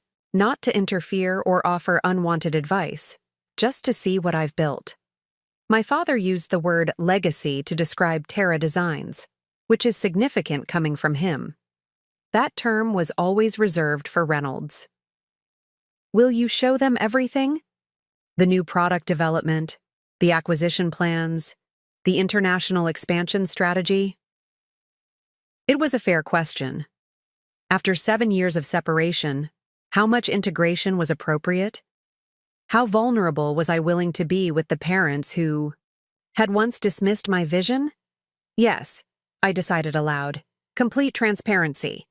Not because I need their approval anymore, but because I'm proud of what we've built here. Every aspect of Terra Designs reflects principles I value: sustainable growth, ethical manufacturing, inclusive leadership. I want them to see that the ambition they once considered excessive has created something remarkable precisely because it wasn't constrained by their limited expectations. Melissa smiled, clearly pleased by this response. "When are they coming?" "We haven't set a date yet. My father suggested next month, after they return from a previously planned trip to visit furniture suppliers in Europe." "Perfect timing," Melissa noted. "The new sustainable luxury collection will be ready for viewing, and the Milan exhibition will have generated press we can include in their briefing materials." I laughed at her immediate shift to strategic thinking.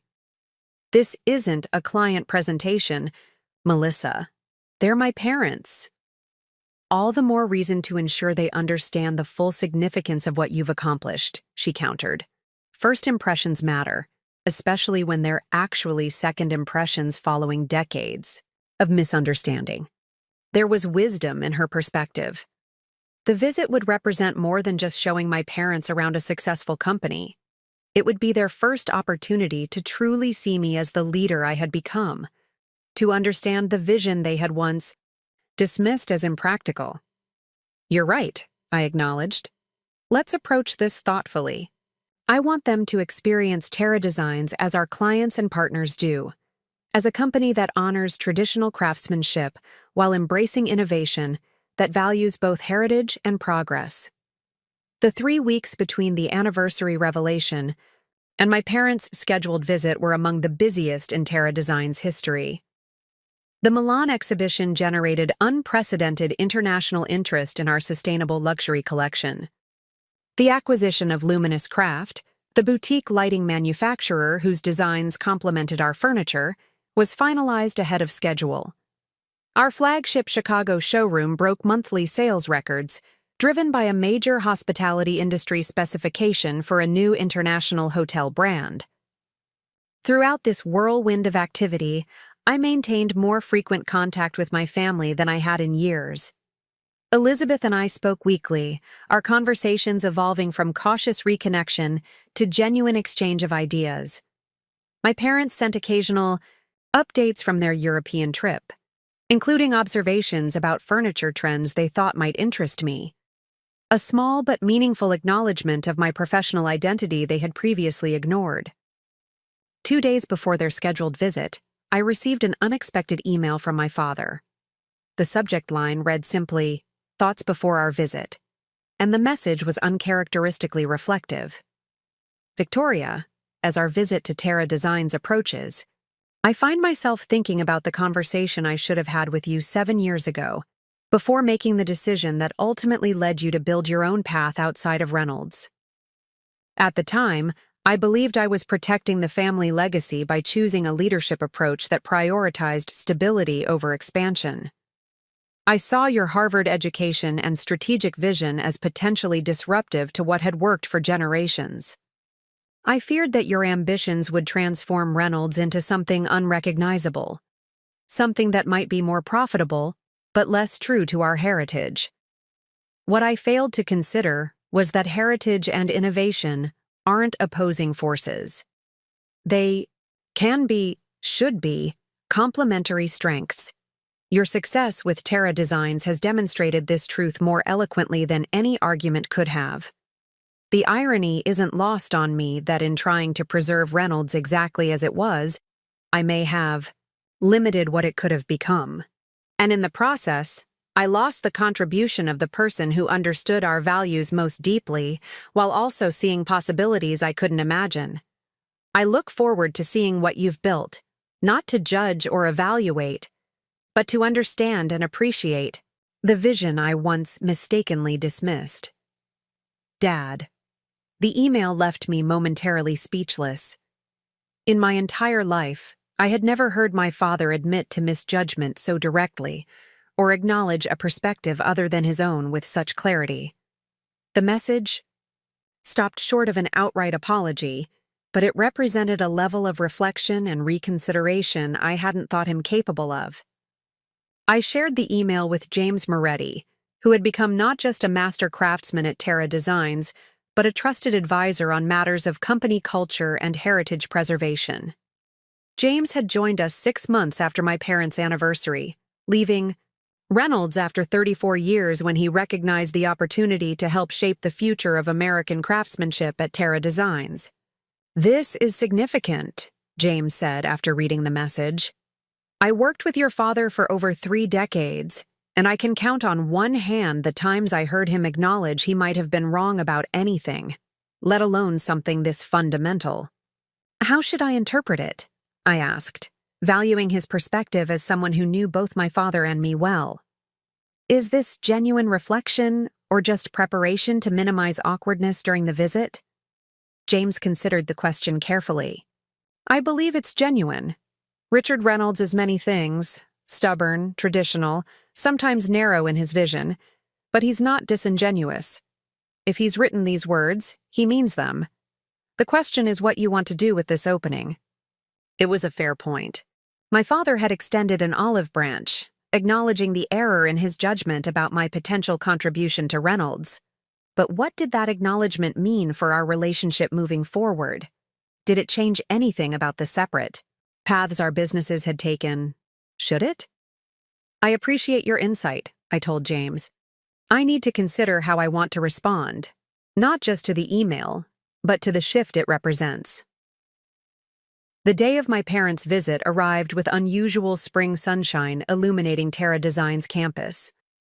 What had begun as a single, struggling workshop, 7 years earlier had expanded into a 5-building complex housing our design studios, manufacturing facilities, material innovation lab, and corporate offices. The architecture blended traditional New England industrial elements with contemporary sustainable design, physical embodiment of our philosophy of honoring heritage while embracing innovation. I had arranged for my parents to arrive at 9:30, allowing me time for my regular morning walk through the production floor. This daily ritual had been part of my leadership practice since taking over the failing Meridian Outdoor, a way to maintain connection with the craftsmanship that formed the foundation of our business, and to demonstrate that leadership wasn't isolated in executive offices. As I moved through the workshop, greeting craftspeople by name and inquiring about specific projects, I was struck by how much this environment reflected values I had first learned at Reynolds. The respect for materials, the patience required for excellence, the understanding that what we created would outlive us all. These principles had shaped my childhood in my father's workshop, and now informed every aspect of Terra Designs' operation. The difference lay not in these fundamental values, but in how they were expressed within a business model that embraced growth, innovation, and contemporary market realities. At Terra Designs, traditional craftsmanship coexisted with 3D modeling technology that reduced material waste. Century-old joinery techniques were applied to cutting-edge sustainable materials. Master craftspeople mentored digital natives who brought fresh perspectives to ancient practices. It was this integration, this refusal to accept false dichotomies, between tradition and innovation, between craftsmanship and scale, between heritage and progress, that had driven Terra Design's remarkable growth. And it was precisely this integration my father had once deemed impossible when he concluded I was too ambitious for Reynolds. My parents arrived precisely on time, their punctuality reflecting the disciplined approach to business that had characterized Reynolds Fine Furnishings for generations. As they stepped from their car, I noticed subtle changes in both of them since the anniversary celebration 3 weeks earlier. My father seemed less rigidly formal, his normally perfect posture slightly more relaxed. My mother's expression held genuine warmth rather than the careful pleasantness that had characterized our interactions for years. "Victoria," my father said, extending his hand as he approached. Then, apparently reconsidering this formal gesture, he shifted into an embrace that felt both awkward and genuine. "Thank you for having us." "I'm glad you're here," I replied truthfully. "Both of you." "This is," my mother began, gesturing at the campus around us, "much larger than I expected. When you mentioned a furniture company, I imagined something more like Reynolds' original workshop." "It started that way," I said, beginning to guide them toward the main entrance. "Just one building, the one at the far end with the green roof. We were exclusively focused on outdoor furniture then, with about 30 employees. As we expanded our offerings and market reach, we added capacity and specialized facilities." "How many employees now?" my father asked, his business mind immediately focusing on scale. "Just over 400 across all divisions," I replied.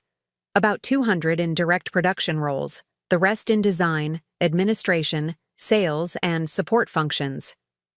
He nodded, absorbing this information.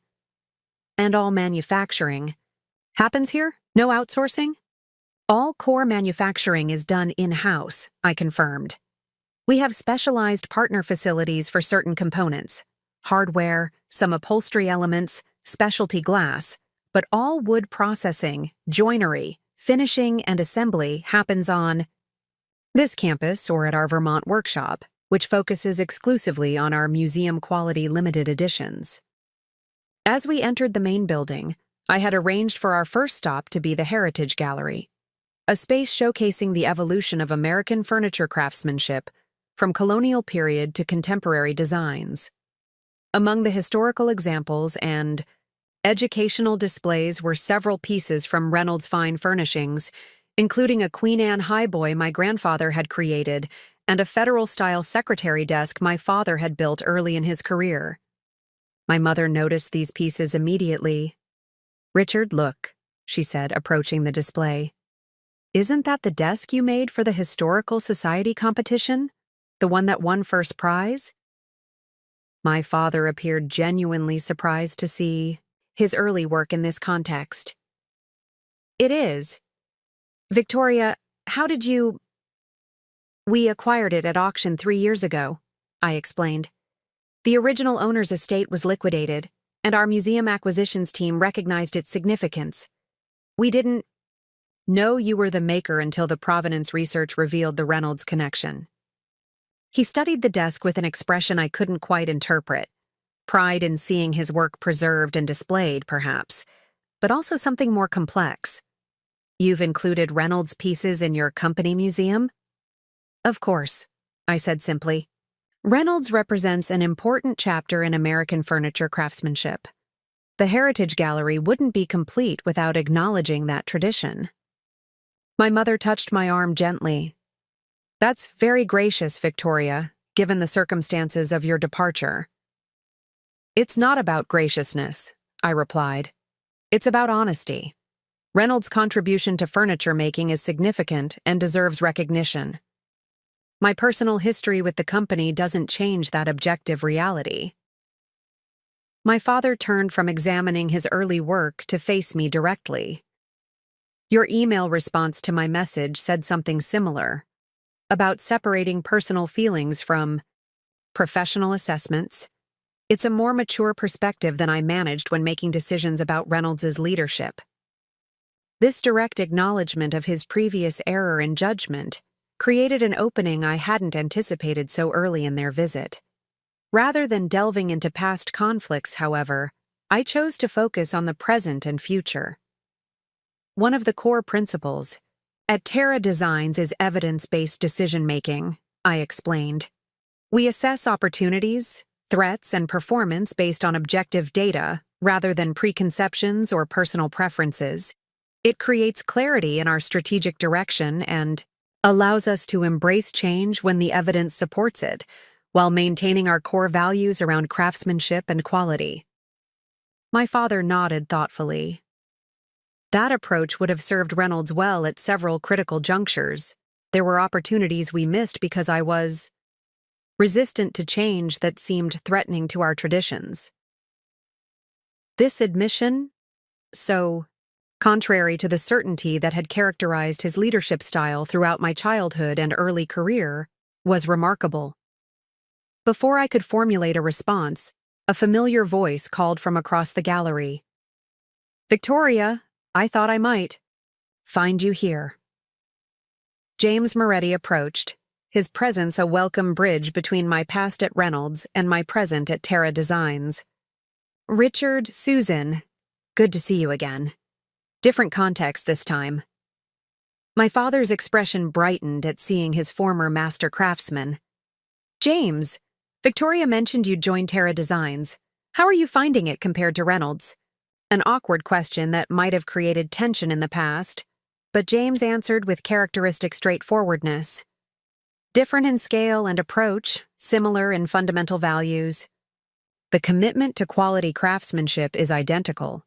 The difference is in how that commitment is expressed within a more progressive business model." "Progressive meaning," my father prompted.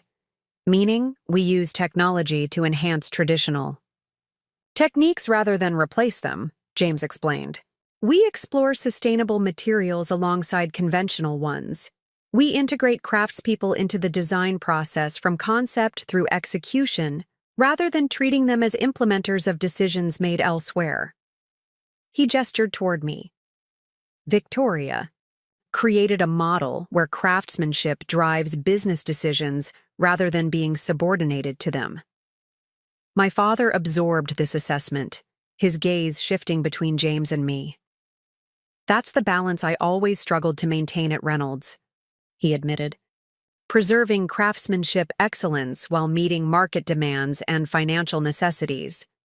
It often felt like an either-or proposition." "That's the false dichotomy I refuse to accept," I said, recognizing an opportunity to address the philosophical difference that had ultimately led to our professional separation. At Terra Designs, we've demonstrated that craftsmanship and commercial success aren't opposing forces. When properly aligned, they actually amplify each other. "The market. Evidence certainly supports your approach," my father acknowledged. "Reynolds has grown incrementally over the past 7 years. Terra Designs has grown exponentially during the same period." This observation, this recognition of the divergent trajectories our respective companies had taken, created a natural transition to the next phase of their visit. "Let me show you how that growth." The architecture blended traditional New England industrial elements with contemporary sustainable design, physical embodiment of our philosophy of honoring heritage while embracing innovation. I had arranged for my parents to arrive at 9:30, allowing me time for my regular morning walk through the production floor. This daily ritual had been part of my leadership practice since taking over the failing Meridian Outdoor, a way to maintain connection with the craftsmanship that formed the foundation of our business, and to demonstrate that Throughout each stop, I observed my parents' reactions carefully. My mother asked thoughtful questions about Terra Designs' employee development programs and community engagement initiatives. My father focused initially on technical details, machinery, specifications, production processes, quality control metrics, but gradually shifted toward broader inquiries about how we maintained craftsmanship standards while scaling operations. The key is creating systems that support craftsmanship rather than constraining it, I explained as we watched a master woodworker demonstrating traditional hand-planing techniques to a group of apprentices. We've developed production protocols that identify which elements require hand craftsmanship for quality and which can be supported by technology without compromising the final product. And the craftspeople accept this hybrid approach? My father asked, clearly thinking about the resistance such changes would have encountered at Reynolds. They helped design it, I replied. When I took over Meridian, one of my first actions was establishing a craftsmanship council, master artisans who advise on production methods, quality standards, and training programs. They have real authority in determining how we balance traditional techniques with modern efficiency. My father's expression reflected genuine surprise. You gave production workers authority over core business processes? I recognize that they possess essential expertise, I corrected gently. The knowledge of materials, techniques, and quality indicators that exists on our production floor represents generations of accumulated wisdom.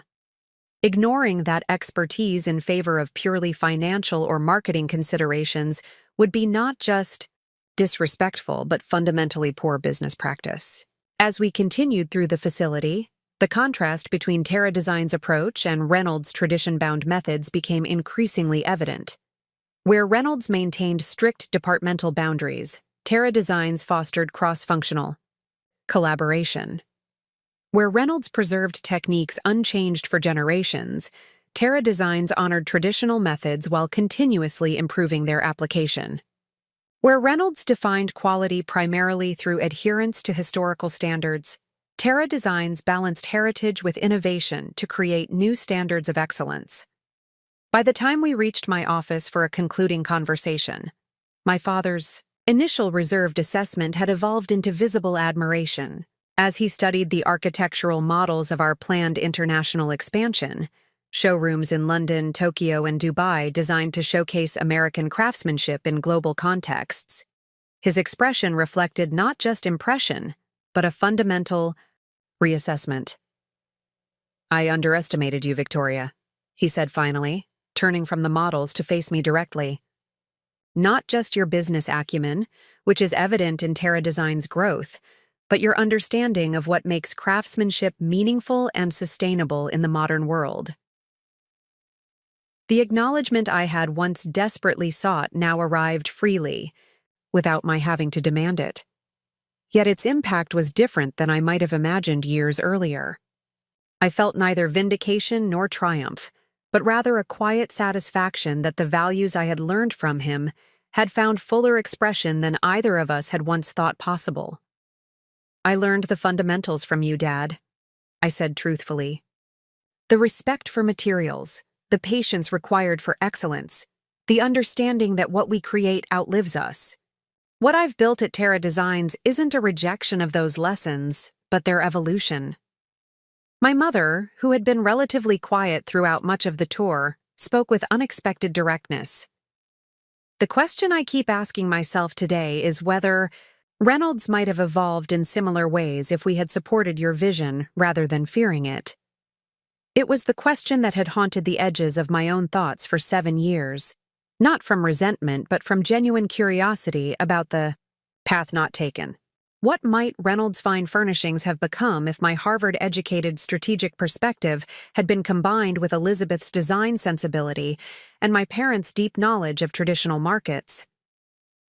That counterfactual doesn't serve anyone, I replied gently. Reynolds has remained successful by maintaining its core identity and making incremental adaptations to changing market conditions. Terra Design succeeded by creating a new model that couldn't have been implemented within an established framework, resistant to fundamental change. Different paths, both valid. My father studied me with newfound respect. That's remarkably generous, Victoria. Many in your position would harbor resentment about being passed over, especially given how spectacularly you've proven your capabilities. Resentment requires energy I'd rather invest elsewhere, I said simply. Building Terra Designs has been all-consuming. There's been no room for dwelling on past disappointments when creating something new demanded complete focus. And now? My mother asked. With Terra Designs established as an industry leader, with the separation between our family and your professional life finally bridged, what comes next? It was a question I had been considering since the revelation at their anniversary celebration. With my achievement acknowledged, with the need for parallel lives eliminated, with the validation I had once sought now freely given, what new challenge would drive me forward? Strategic growth, certainly, I began, outlining immediate business objectives. The international expansion, continued development of sustainable materials, deeper integration of digital technologies with traditional craftsmanship. But beyond those specific initiatives, I'm increasingly interested in industry-wide transformation. Meaning, my father prompted, American furniture manufacturing faces existential challenges: offshore competition, disappearing craft knowledge, sustainability imperatives, changing consumer expectations. Individual companies can adapt or perish, but the industry as a whole needs structural evolution to remain viable. I believe Terra Designs has demonstrated a model that others could adapt to their specific contexts. My father leaned forward, his business mind engaged by this broader perspective. You're thinking beyond company growth to industry leadership. Exactly, I confirmed.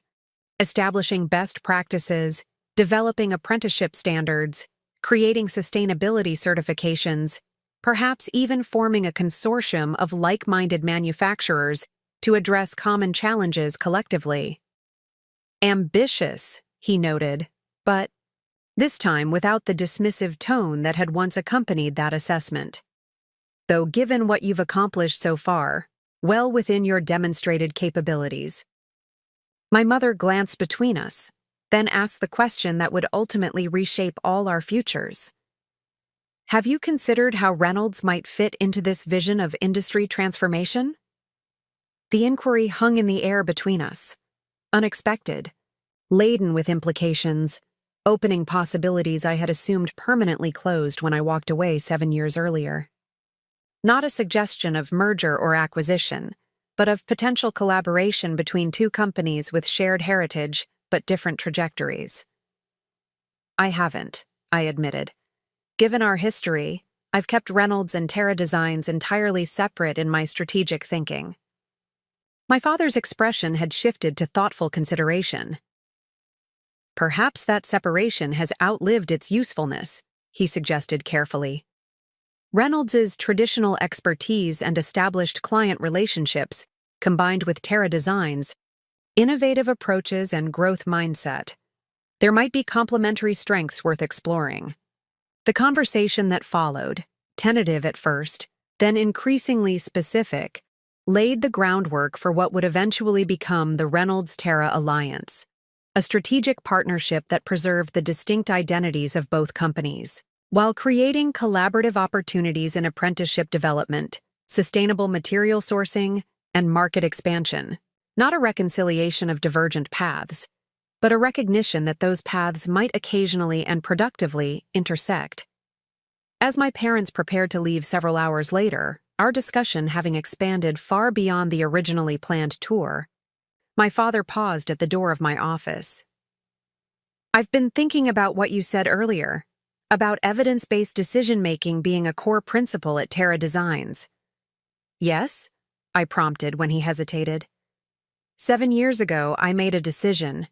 Based on assumptions rather than evidence, he continued. I assumed your ambitions would damage Reynolds rather than strengthen it. I assumed stability required rejecting innovation rather than incorporating it. I assumed traditional craftsmanship and modern business practices were inherently incompatible. He gestured around at Terra Designs' headquarters, at the physical manifestation of everything his assumptions had deemed impossible. The evidence you've created proves all those assumptions were wrong. I'm sorry I didn't see the possibilities you saw. It was the explicit apology I had never expected to hear from Richard Reynolds, a man whose identity had been built around certainty and tradition. Its genuine delivery, straightforward, without qualification or defensiveness, marked the final resolution of the painful breach that had occurred 7 years earlier. "Thank you," I said simply. "That means a great deal." As my parents drove away, I remained at the entrance to Terra Design's campus, reflecting on the journey that had brought me to this moment. The rejection that had once seemed devastating had ultimately created the conditions for building something far more significant than I could have achieved within Reynolds's constraints. The ambitions that had been deemed excessive had proven precisely calibrated to market opportunities my parents couldn't see. The forced independence that had felt like exile had become the foundation for authentic leadership on my own terms. The daughter they had overlooked had become the industry leader they now admired. The vision they had dismissed had created a legacy that complemented rather than competed with their own. The future they couldn't imagine had become a present reality more successful than anyone could have predicted. But beyond these satisfying resolutions lay something more valuable: the freedom to integrate all aspects of my identity, professional achievement, family history, personal values, into a coherent whole. No longer the Reynolds daughter in one, Context and Terra Design's CEO in another, I was now fully Victoria Reynolds, a builder whose foundations included both what I had received from my family and what I had created independently. The journey from invisible heir to visible creator had reached not an ending, but a new beginning. One where success was measured not by comparison to others' expectations, but by alignment with my own vision of what was possible. The 18 months following my parents' visit to Terra Designs marked a period of unprecedented evolution, not just for our respective businesses, but for our understanding of what family legacy truly means. The tentative conversation about potential collaboration that concluded their visit evolved into structured discussions between leadership teams, careful exploration of complementary strengths, and eventually, the formal establishment of the Reynolds-Terra Alliance. This partnership didn't represent the merger many industry observers initially assumed was inevitable. Both my father and I recognized the importance of maintaining distinct identities for our companies, each serving different market segments with different approaches. Reynolds would continue focusing on traditional, limited production pieces for established clientele who valued historical authenticity above all else. Terra Designs would continue pushing boundaries in sustainable luxury and scaling craftsmanship for broader accessibility without compromising quality. The alliance instead created shared initiatives in 3 key areas: apprenticeship development, sustainable material sourcing, and complementary market presence. Each addressed critical industry challenges while leveraging the particular strengths of both companies. The first initiative, the New England Craftsmanship Academy, combined Reynolds's deep expertise in traditional techniques with Terra Design's innovative training methodologies and broader market reach. The academy offered 3-year apprenticeships in furniture craftsmanship, with rotating placements between Reynolds's workshop, Terra Design's production facilities, and independent studios throughout the region.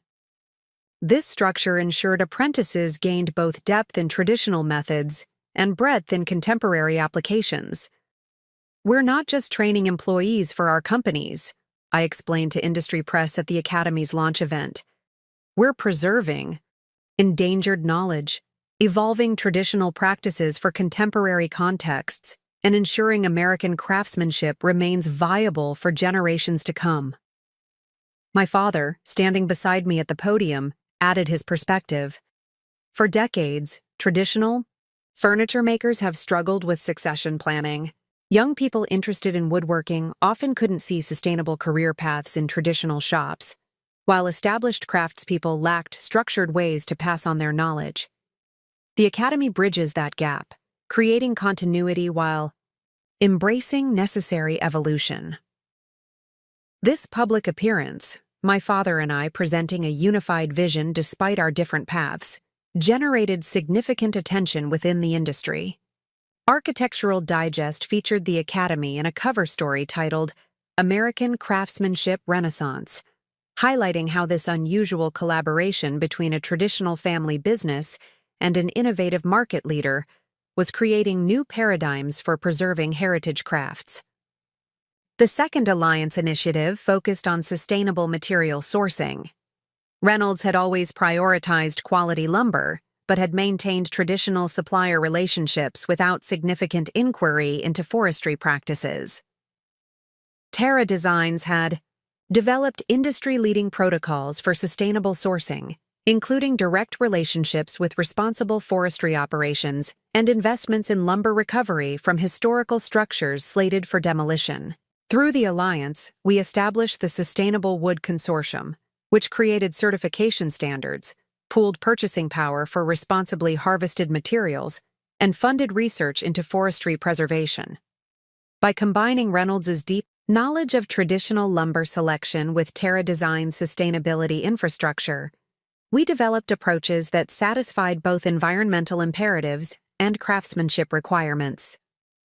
Sustainability isn't just about ethical responsibility, though that would be reason enough, I noted during an industry panel discussion on the consortium.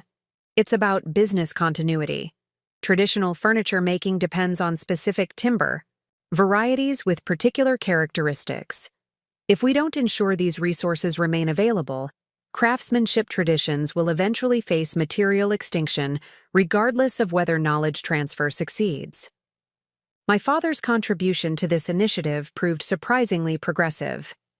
Once engaged with sustainability not as an abstract concept, but as a practical necessity for preserving craftsmanship, he became an effective advocate among traditional manufacturers who might otherwise have dismissed environmental concerns as contrary to heritage practices. Richard Reynolds advocating for certified sustainable sourcing carries different weight than if the message came only from younger companies like Terra Designs, James Moretti observed. He's demonstrating that respecting tradition and embracing sustainability aren't opposing values but complementary necessities.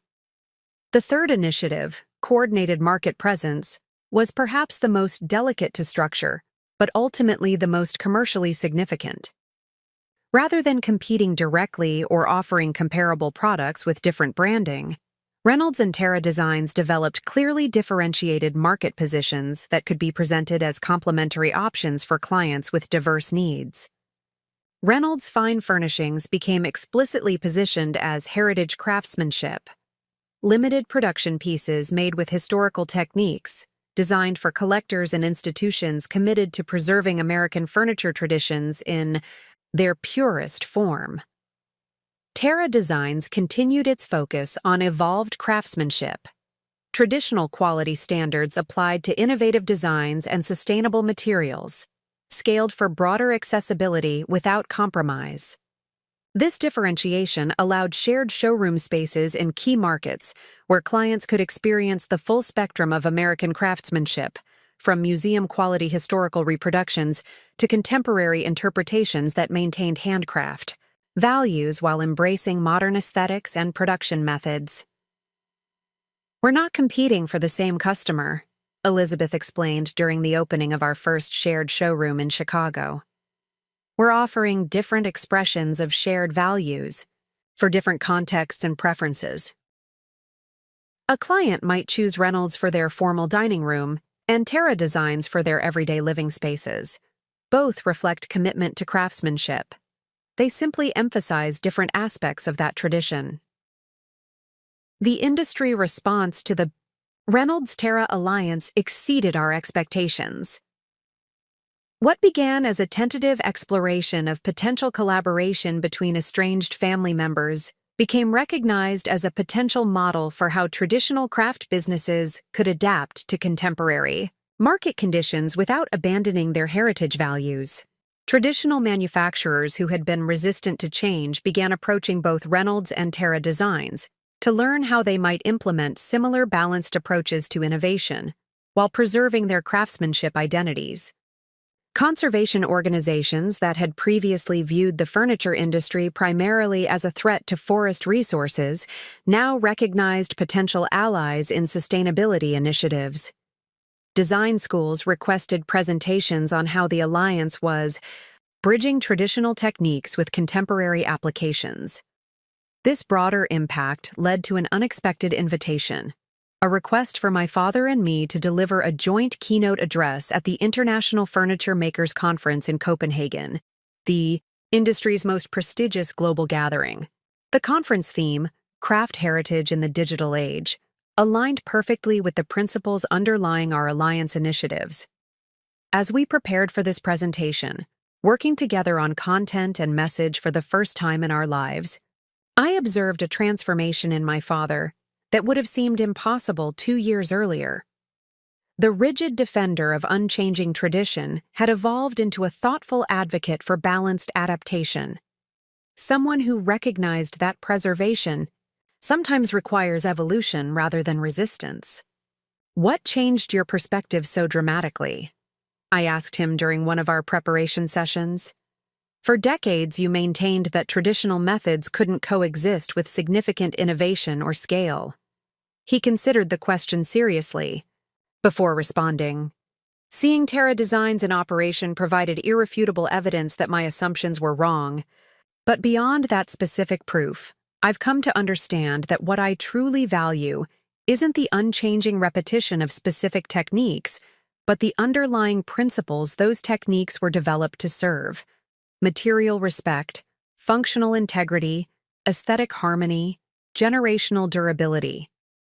He paused, organizing his thoughts with characteristic precision.